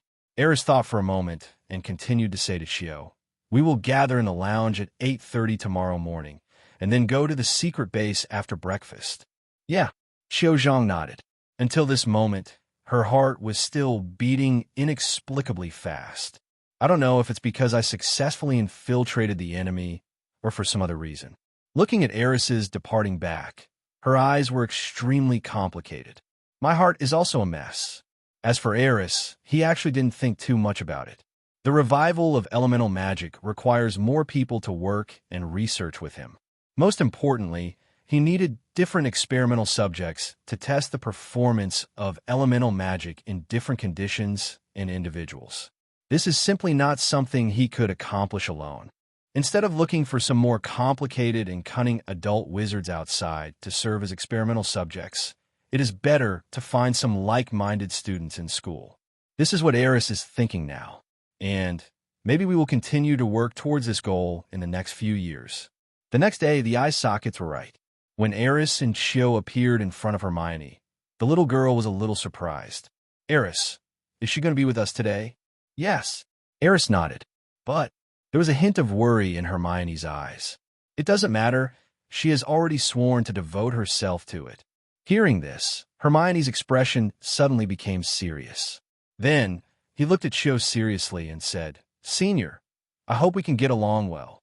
I just realized that you have such an open mind. It's great that we can follow Aris together." Hearing this, Xiao's face flushed slightly again. However, she forced herself to remain calm and then smiled at Hermione. "I'm doing this for Aris too." Although he said this, Xiao was actually howling madly in his heart. Listen to what these words are saying. Get along well. Be open-minded. Follow Aris together. No way. No way. Is this little witch so brainwashed? Two people are willing to do it together. What on earth is she thinking?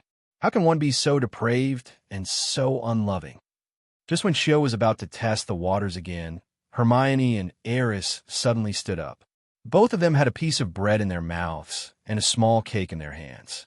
Apparently, he has already finished his breakfast. Xiao had no choice but to eat something quickly, fearing that they would be left behind again. "Let's go after we finish eating." In less than 10 minutes, Aris and the other two left the auditorium and went straight to the 8th floor.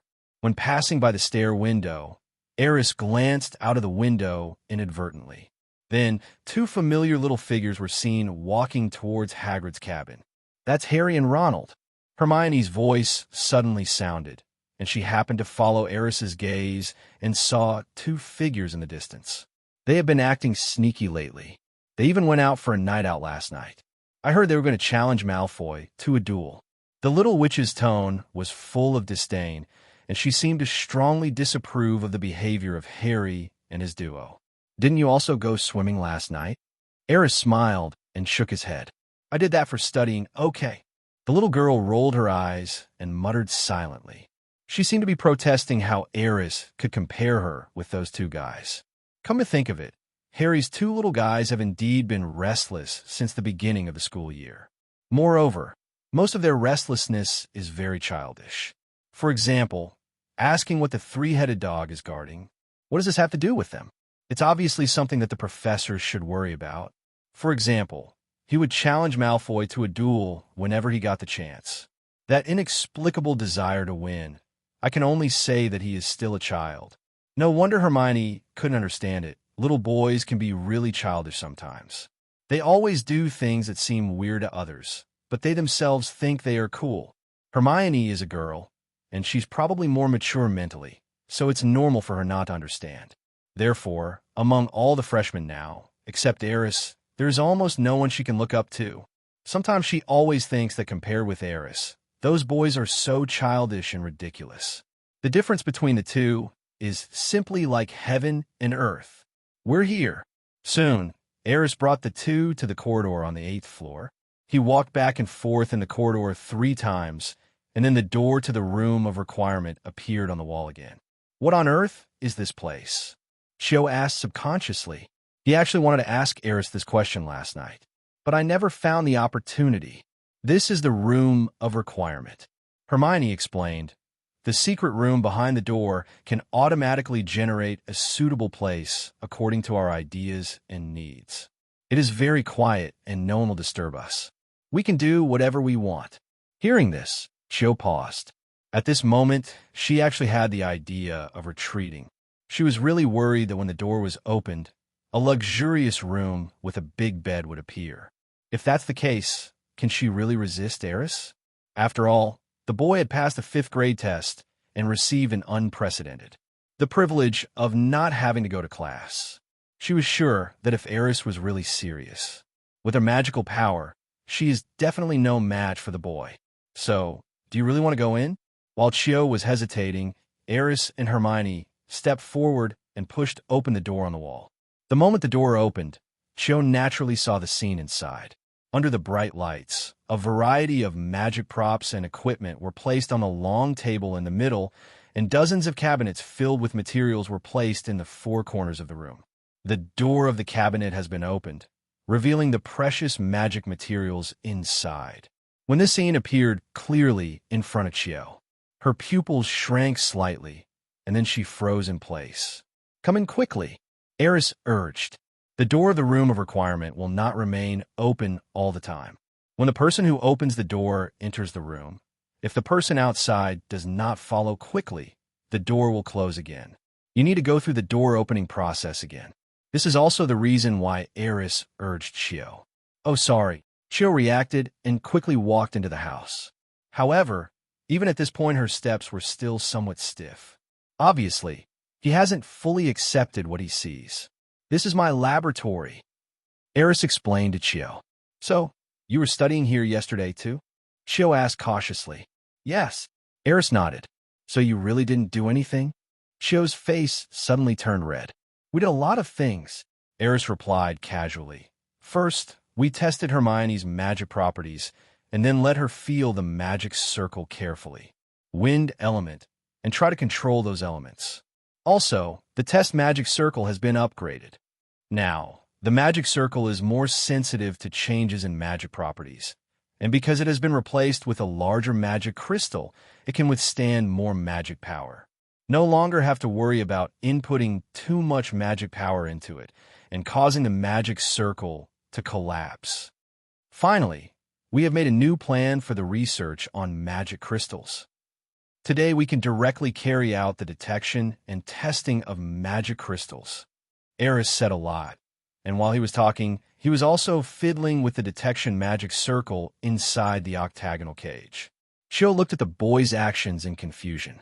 She knew every word Aris said separately, but when they were put together, she didn't understand at all. Just like that, the girl suddenly felt her inner anxiety disappear in an instant.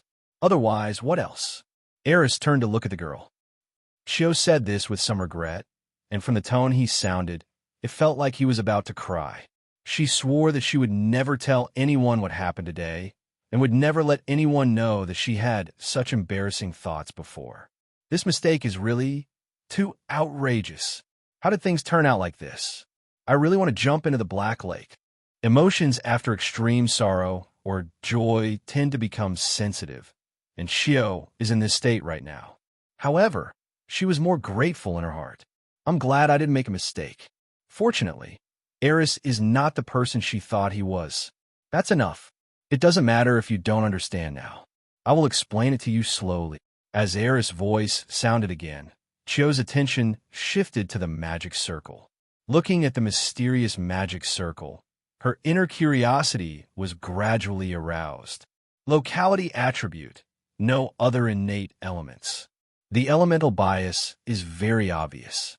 The wind element is absolutely dominant. We can directly develop into the wind system. When Shio's magic power was input into the test magic circle, a rich sky blue wind-attributed light suddenly appeared on the magic circle, and the faint earth-attributed element was suppressed to the bottom layer and was very inconspicuous. It was obvious that her talent was mainly in the wind attribute, and this just fits her identity as a Ravenclaw. Is this the elemental attribute? Shio's eyes were shining as he looked at the light on Kwang's magic circle curiously. Obviously, this was also the first time I came into contact with the theory of elemental magic. After Aris's brief introduction, Shio now has a basic understanding of elemental magic. As expected of a student of Ravenclaw, she has a strong interest in these ancient knowledge. Or perhaps she had not yet realized what the emergence of elemental magic meant to the current wizarding world.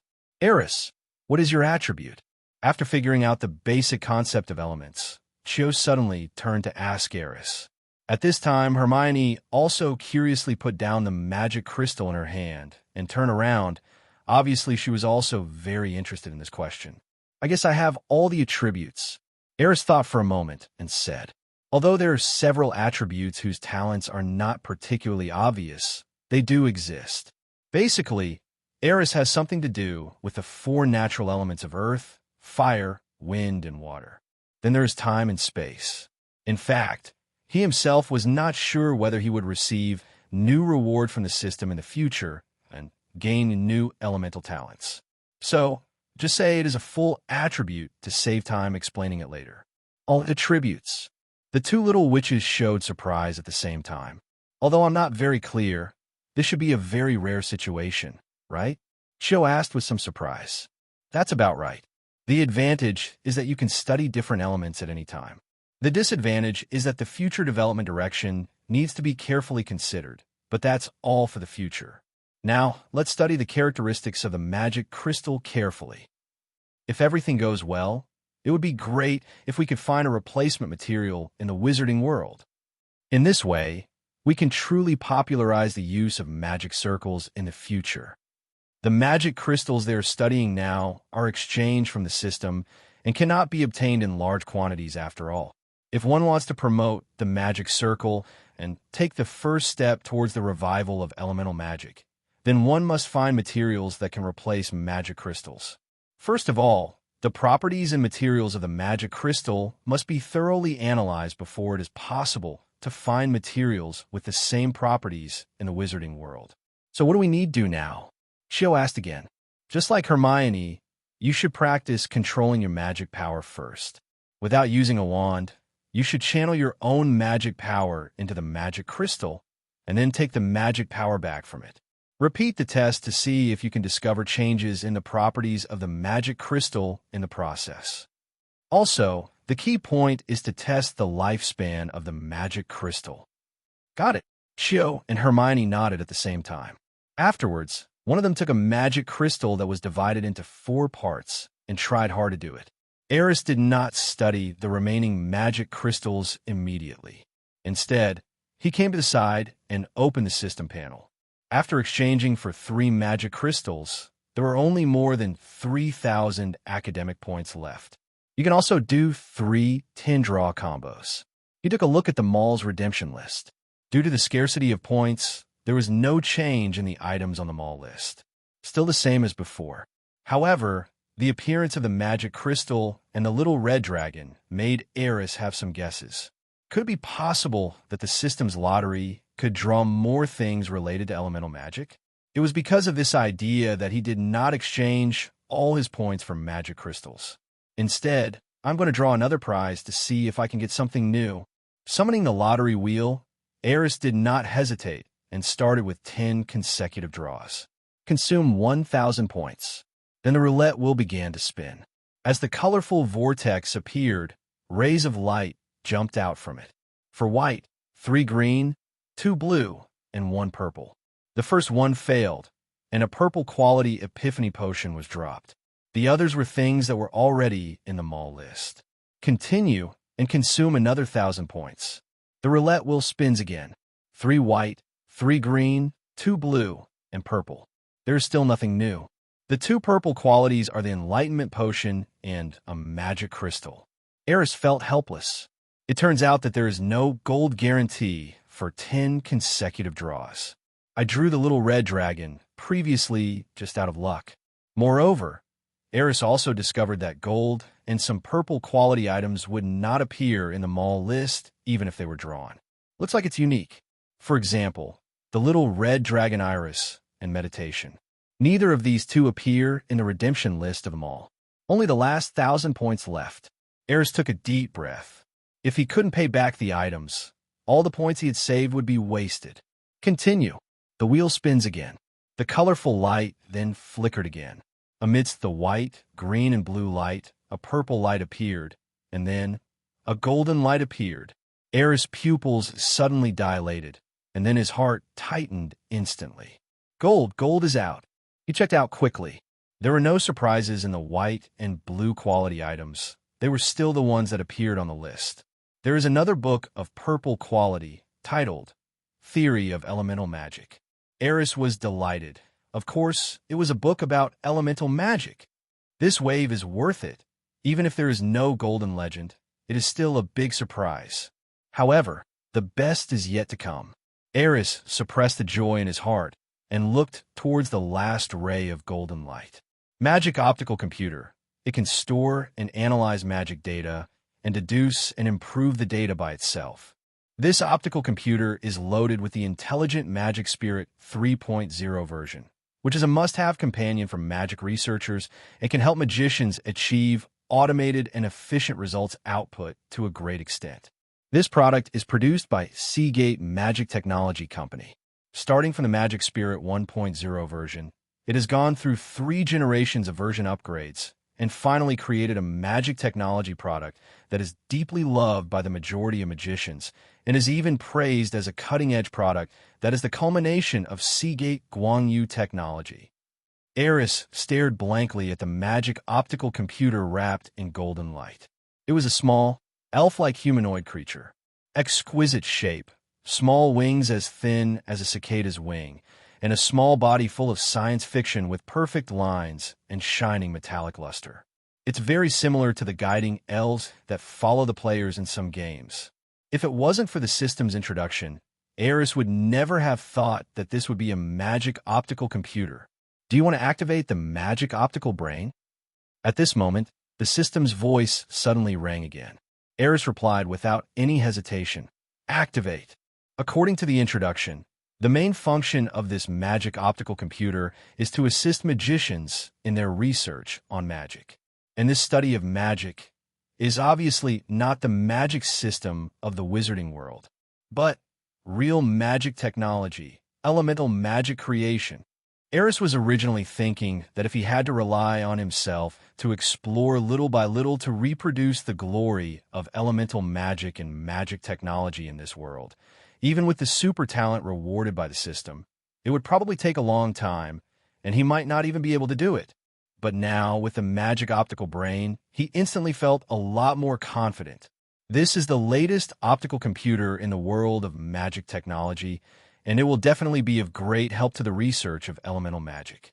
Plus the book, Elemental Magic Theory. As soon as Aris thought about it, the book emitting a faint glow appeared in his mind again. Learn this book first. Along with the little lights, all the knowledge in elemental magic theory quickly merged into Aris' mind. Then a whole new set of magical theory knowledge was imprinted in his mind like an innate instinct. The door to a new world seemed to slowly open in front of Aris. It felt like he was going to Diagon Alley for the first time and really came into contact with and saw this magical world. The knowledge of elemental magic theory made Aris understand more deeply the power and mystery of this system, and the potential and scalability far exceed the current wizarding world's spell system. This is the cornerstone of a true technological magic world. The magic optical brain has been activated successfully and has automatically recognized. The program is starting. Please name the optical computer. Moss. Aris said a name without any hesitation. When he watched the sci-fi movie The Wandering Earth in his previous life, he was thinking how cool it would be if he also had an artificial intelligence. Now, his dream has finally come true. Well, the magic optical brain can also be considered artificial intelligence. It's even cooler than artificial intelligence on the technology side. The optical computer was named successfully. Program initialization completed. Magic optical computer Moss has been activated. Along with the sound of the system, the elf floating in Aris' mind slowly opened its eyes. Owner, a pleasant queen's voice sounded in Aris' mind. This voice made him stunned for a moment. I didn't expect that such a cute little elf-like brain would not have a queen-like voice. I can only say it's really awesome. Moss, I am here, master. Do you usually exist in my mind? Yes, master, but you can also summon me to the real world. Moss explained seriously in a gentle and sexy voice. However, my core program has been bound to the master's soul, and the image in the real world can only be regarded as a clone. Moreover, the master can also choose between real magic energy projection and illusory magic energy projection. In the case of real projection, other creatures can also see my clone, but in the case of illusory projection, only the owner can see it. I understand. Aris nodded. Real projection is equivalent to direct projection into the real world, while virtual projection should be similar to projection onto the retina, which only you can see. It must be said that this technology alone is enough to show the power of magic technology. This also made Aris curious. What exactly is Seagate magic technology? Could it be that in some magical world unknown to him, there really existed such a powerful magic technology company? Aris, are you listening? Suddenly, a voice sounded beside Aris's 747 ear. When he opened his eyes, he saw Hermione and has come in front of me, looking at me curiously. What's wrong? Aris asked. Chio has just successfully channeled his magic power into the magic crystal, but the storage capacity of the magic crystal is far beyond our imagination. Even if we use up all our magic power, we still cannot transfer that small piece of magic power to the crystal. The small magic crystals are all filled with magic power, so I want to ask, what should I do next? Hermione frowned slightly and explained. Well, this is also expected. Aris thought about it, and then summoned Moss with his mind.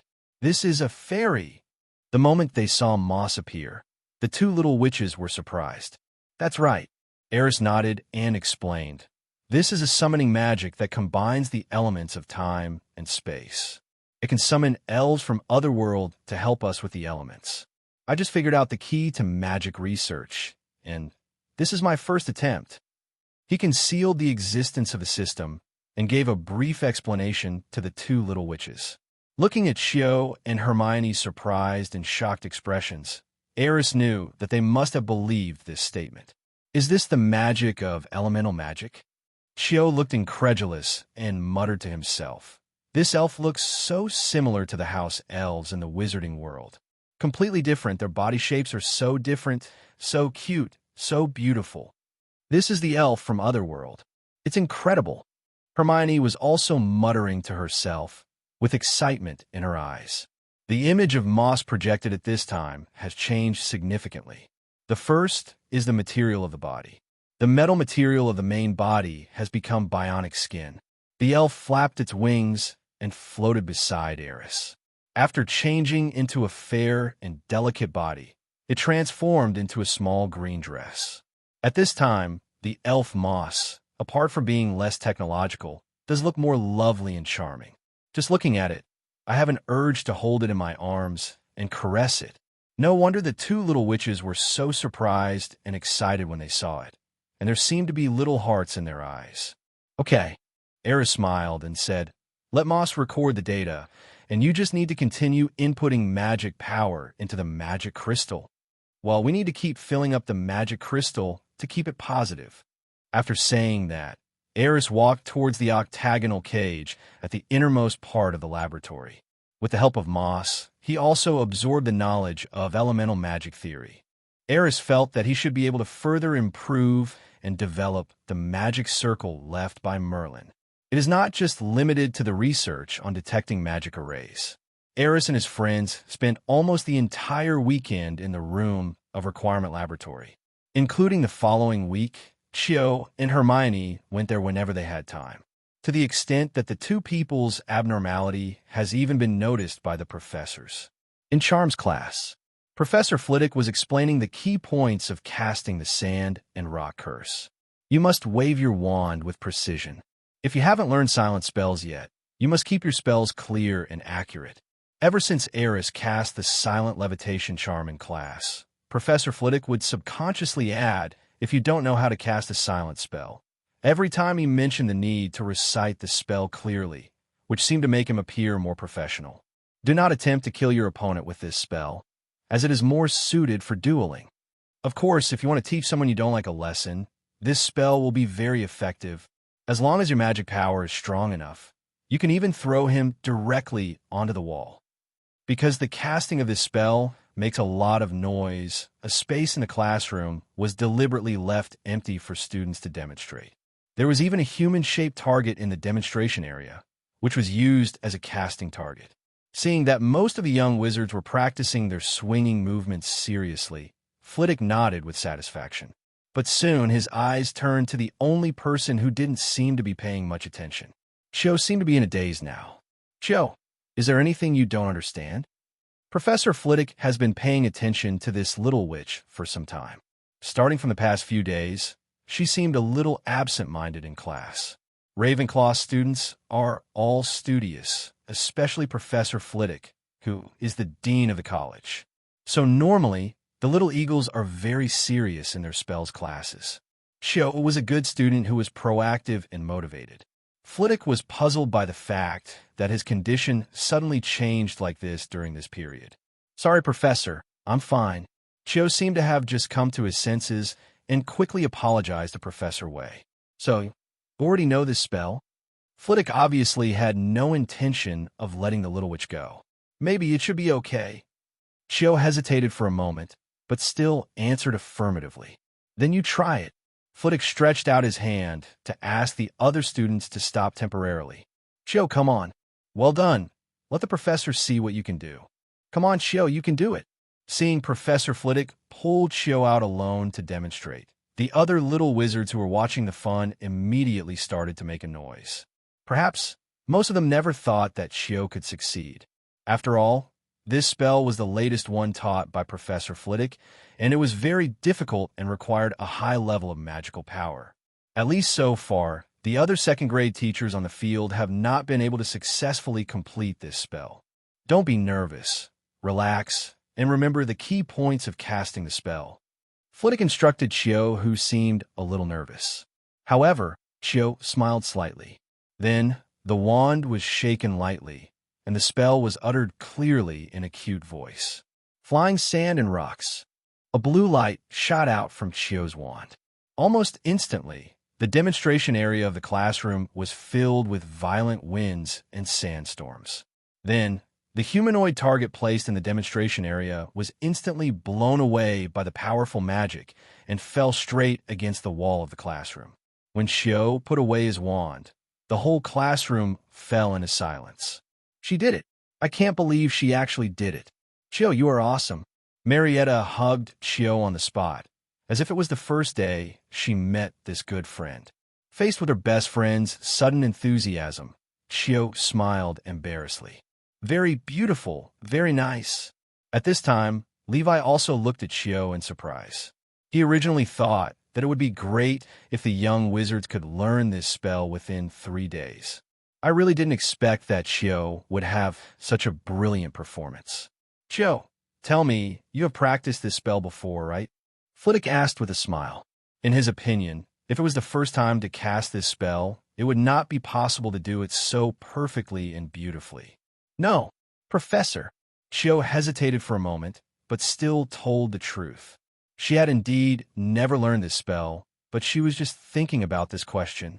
From Aris, she already knew what her wind talent meant.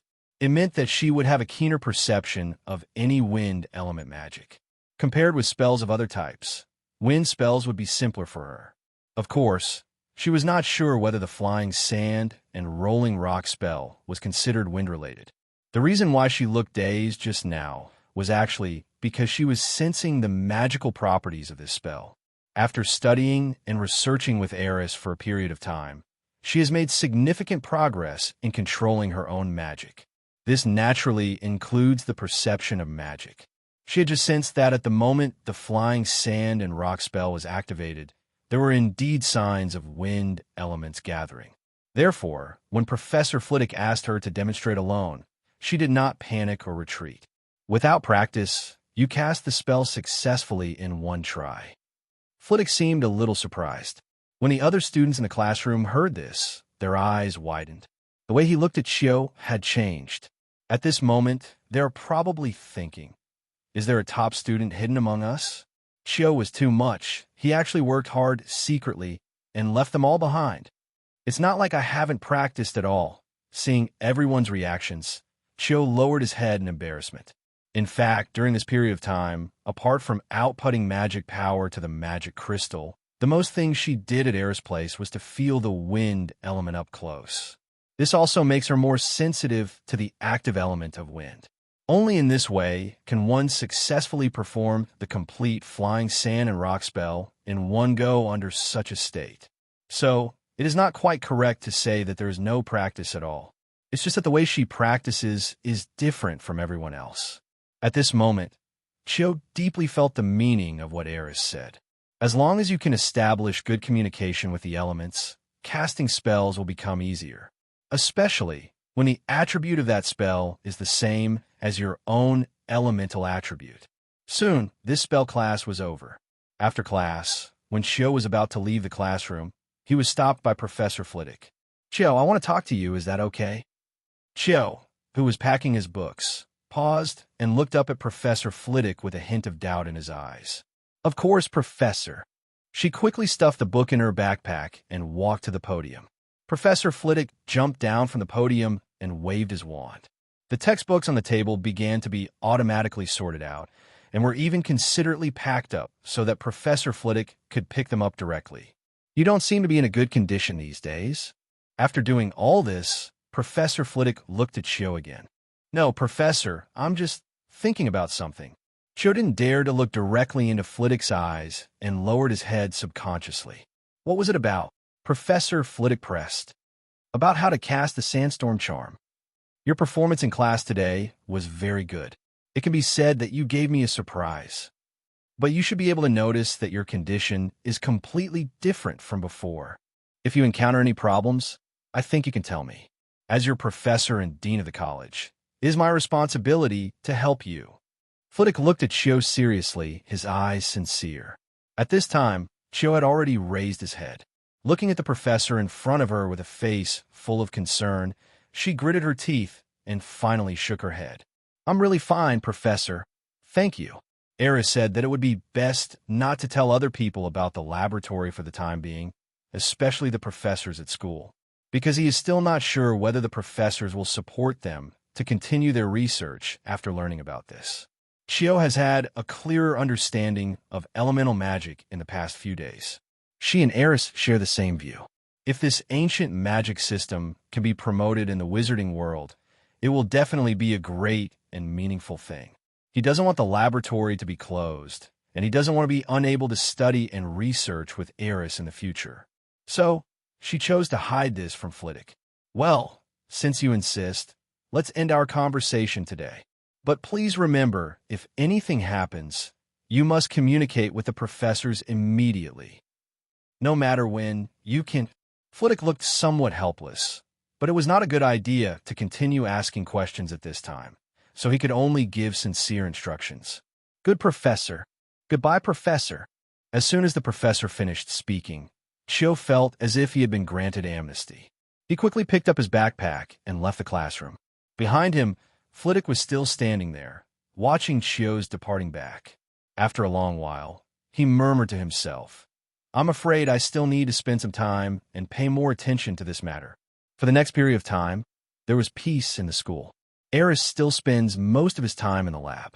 And when Chio and Hermione have time, They will try their best to study and research with him. With the help of Moss and elemental magic theory, Bingley's research on magic circles and elemental magic is finally on the right track. Elsewhere, except for Harry Potter and Ronald, who were still investigating the thing in the corridor on the 4th floor, even Malfoy and the Weasley twins seem to have behaved themselves a lot during this period. I wonder if it was because the professors seemed a little nervous recently. It was an evening after school a few days before Halloween. Professor McGonagall was sitting in the auditorium at this time, eating a delicious dinner. However, her eyes were wandering around a long table in the auditorium, as if she was observing someone. At this moment, Levi suddenly sat down next to her. "Professor McGonagall, you're also paying attention to them, right?" The sudden voice made Professor McGonagall stunned for a moment. When she saw it was Flitwick, she pursed her lips, then asked in confusion, "I don't understand, Professor Flitwick. What do you mean by that?" "Cho Chang and Miss Granger. You're watching them too, right?" Flitwick shrugged, as if to say, "I knew that already." "You discovered it too?" Professor McGonagall suddenly lowered his voice. "Well, it's been a long time." Flitwick's tone became a little serious. "I thought their situation would gradually change over time, but obviously not. It seems to have become even more serious. Miss Granger often daydreams during my class. I don't know what she's thinking about. These two little guys seem to have encountered something, but I asked Chio, and she was still unwilling to say." After a brief exchange, Professor McGonagall and Professor Flitwick fell silent.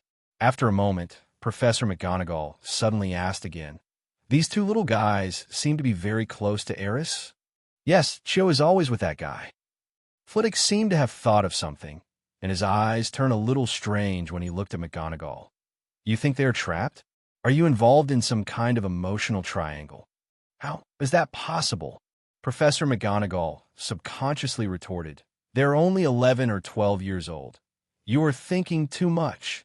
"But how do you explain the current situation?" Flitwick rubbed his forehead with a headache. "I think this matter must be related to Aris." Professor McGonagall's expression gradually became serious. "By the way, has Aris sought counseling from you recently?" "No." Professor Flitwick shook his head decisively. "He didn't look for me either." McGonagall looked puzzled. "This is strange." The two looked at each other and had the same thought in their minds. What has this guy been doing recently? Although, the principal has given Aris the privilege of not attending regular classes. Moreover, special tutoring classes are not held at fixed times. Only when Aris has doubts about certain courses and takes the initiative to find the professors, will the professors give him special tutoring. But this guy can't do whatever he wants. How come you haven't had a special tutoring class in such a long time? This is simply lawless. No, we must have a good talk with these two children and Aris. Professor McGonagall gritted his teeth. We must find out what this guy is doing now. If he's not monitored, he's going to get into big trouble. At this time, Professor Flitwick also thought of Aris's glorious deeds at the beginning of the school year and nodded in agreement. "I'll talk to Chio again. I'm going to find Miss Granger." The two of them didn't even have dinner and walked hurriedly towards the long table below. There, Chio and Hermione were quietly discussing what they had gained in the room of requirement over the past 2 days and occasionally discussed some theoretical knowledge about the elements. Fortunately, there were no other young wizards around, so the two of them quickly noticed the two professors walking towards them. "Oh no, I'm afraid Professor Flitwick is going to talk to me again." Chio's expression changed slightly. During this period, Flitwick approached her many times, but she dealt with them skillfully. But this time, the two professors seemed to be coming with great force, and it was obviously not so easy to get away with it. Hermione's expression changed, and she couldn't help but muttered, "Professor McGonagall has been staring at me recently, so I don't dare to go to the room of requirement. I'm afraid she is here today. I can't help it. I have to confront me. What should I do now?" The two little witches couldn't help but get nervous. "Ms. Granger, perhaps we need to talk." McGonagall came in front of Hermione and Cho and got straight to the point. Then Professor Flitwick added, "Come with Cho, too." After the two professors finished speaking, they walked straight towards the office without asking the two little witches for their opinions. Hermione and Cho looked at each other. both showing trepidation in their eyes. They all knew very well at this moment that it might not be so easy to get away with it this time. Just as the two of them gritted their teeth and prepared to follow, a familiar voice suddenly sounded in front. "Professor Flitwick, Professor McGonagall, good evening." Aris looked a little lazy at the moment, with a hint of fatigue on his face. It seemed like he had been working hard all day without any rest. The moment they saw Aris, the two little witches' eyes lit up and they looked at the boy for help. With just a simple eye contact, Aris instantly understood the situation. He looked at Professor Flitwick and Professor McGonagall, who both looked serious, and a smile immediately appeared on his face. "Professors, what happened? Why do you look unhappy?" Flitwick and McGonagall were originally worried about Aris, and now Aris has run directly into their crosshairs. So, without waiting for Professor McGonagall to speak, Flitwick said directly, "Aris, maybe you can come too." After saying that, the two professors exchanged glances and continued walking towards the office. When the little wizards around saw this scene, curiosity appeared in their eyes. Two professors called 3 students to talk at the same time. This matter seems to be quite a big deal. There seems to be a very twisted story here. Especially since Aris was a prominent figure in the school, the detailed discussion immediately spread throughout the auditorium. "Look, it's Shafik again. Does anyone know why the two professors wanted to talk to them? I happen to hear that Xiao Zhang and Miss Granger have been getting close to Shafik recently.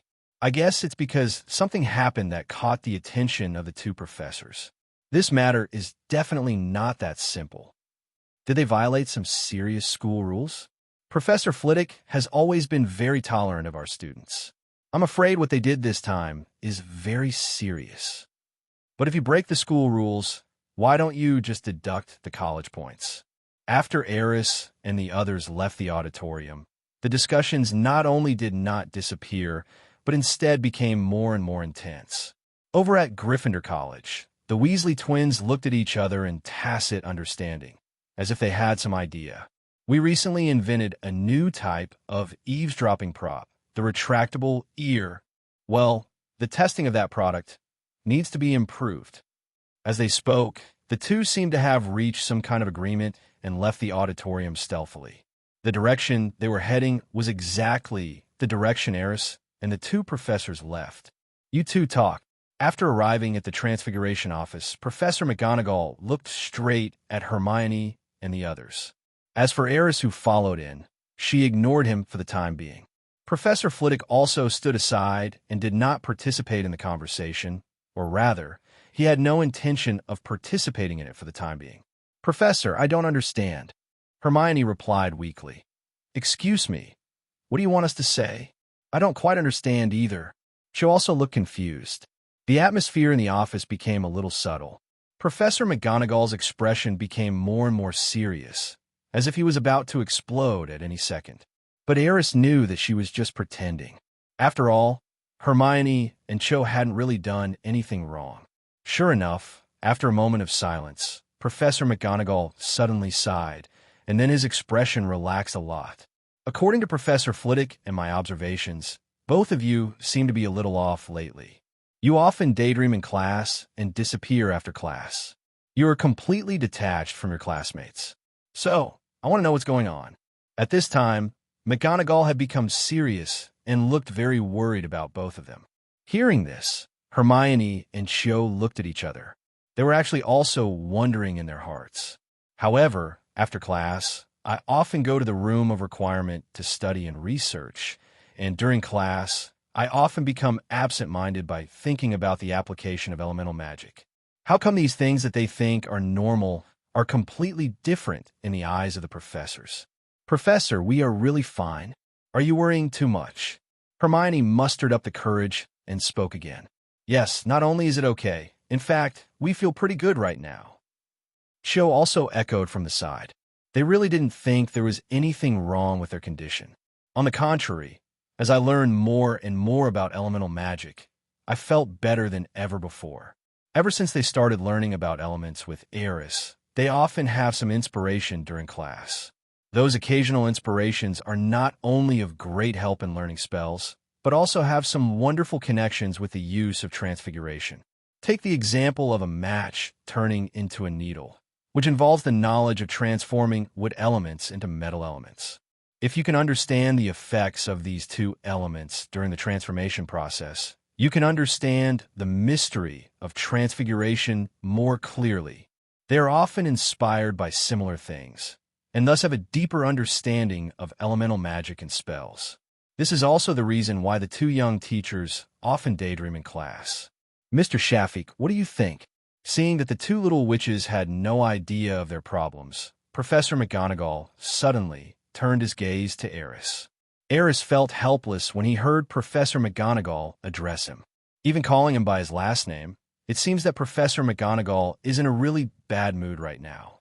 I heard that Miss Granger and Cho have been getting close to you recently.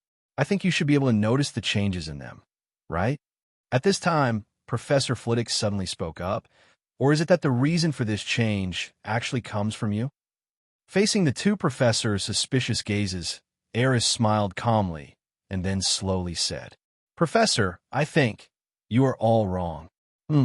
Professor McGonagall's eyes moved and his expression became serious again. Obviously, Aris' words made her feel a little dissatisfied. Don't be angry, just listen to me.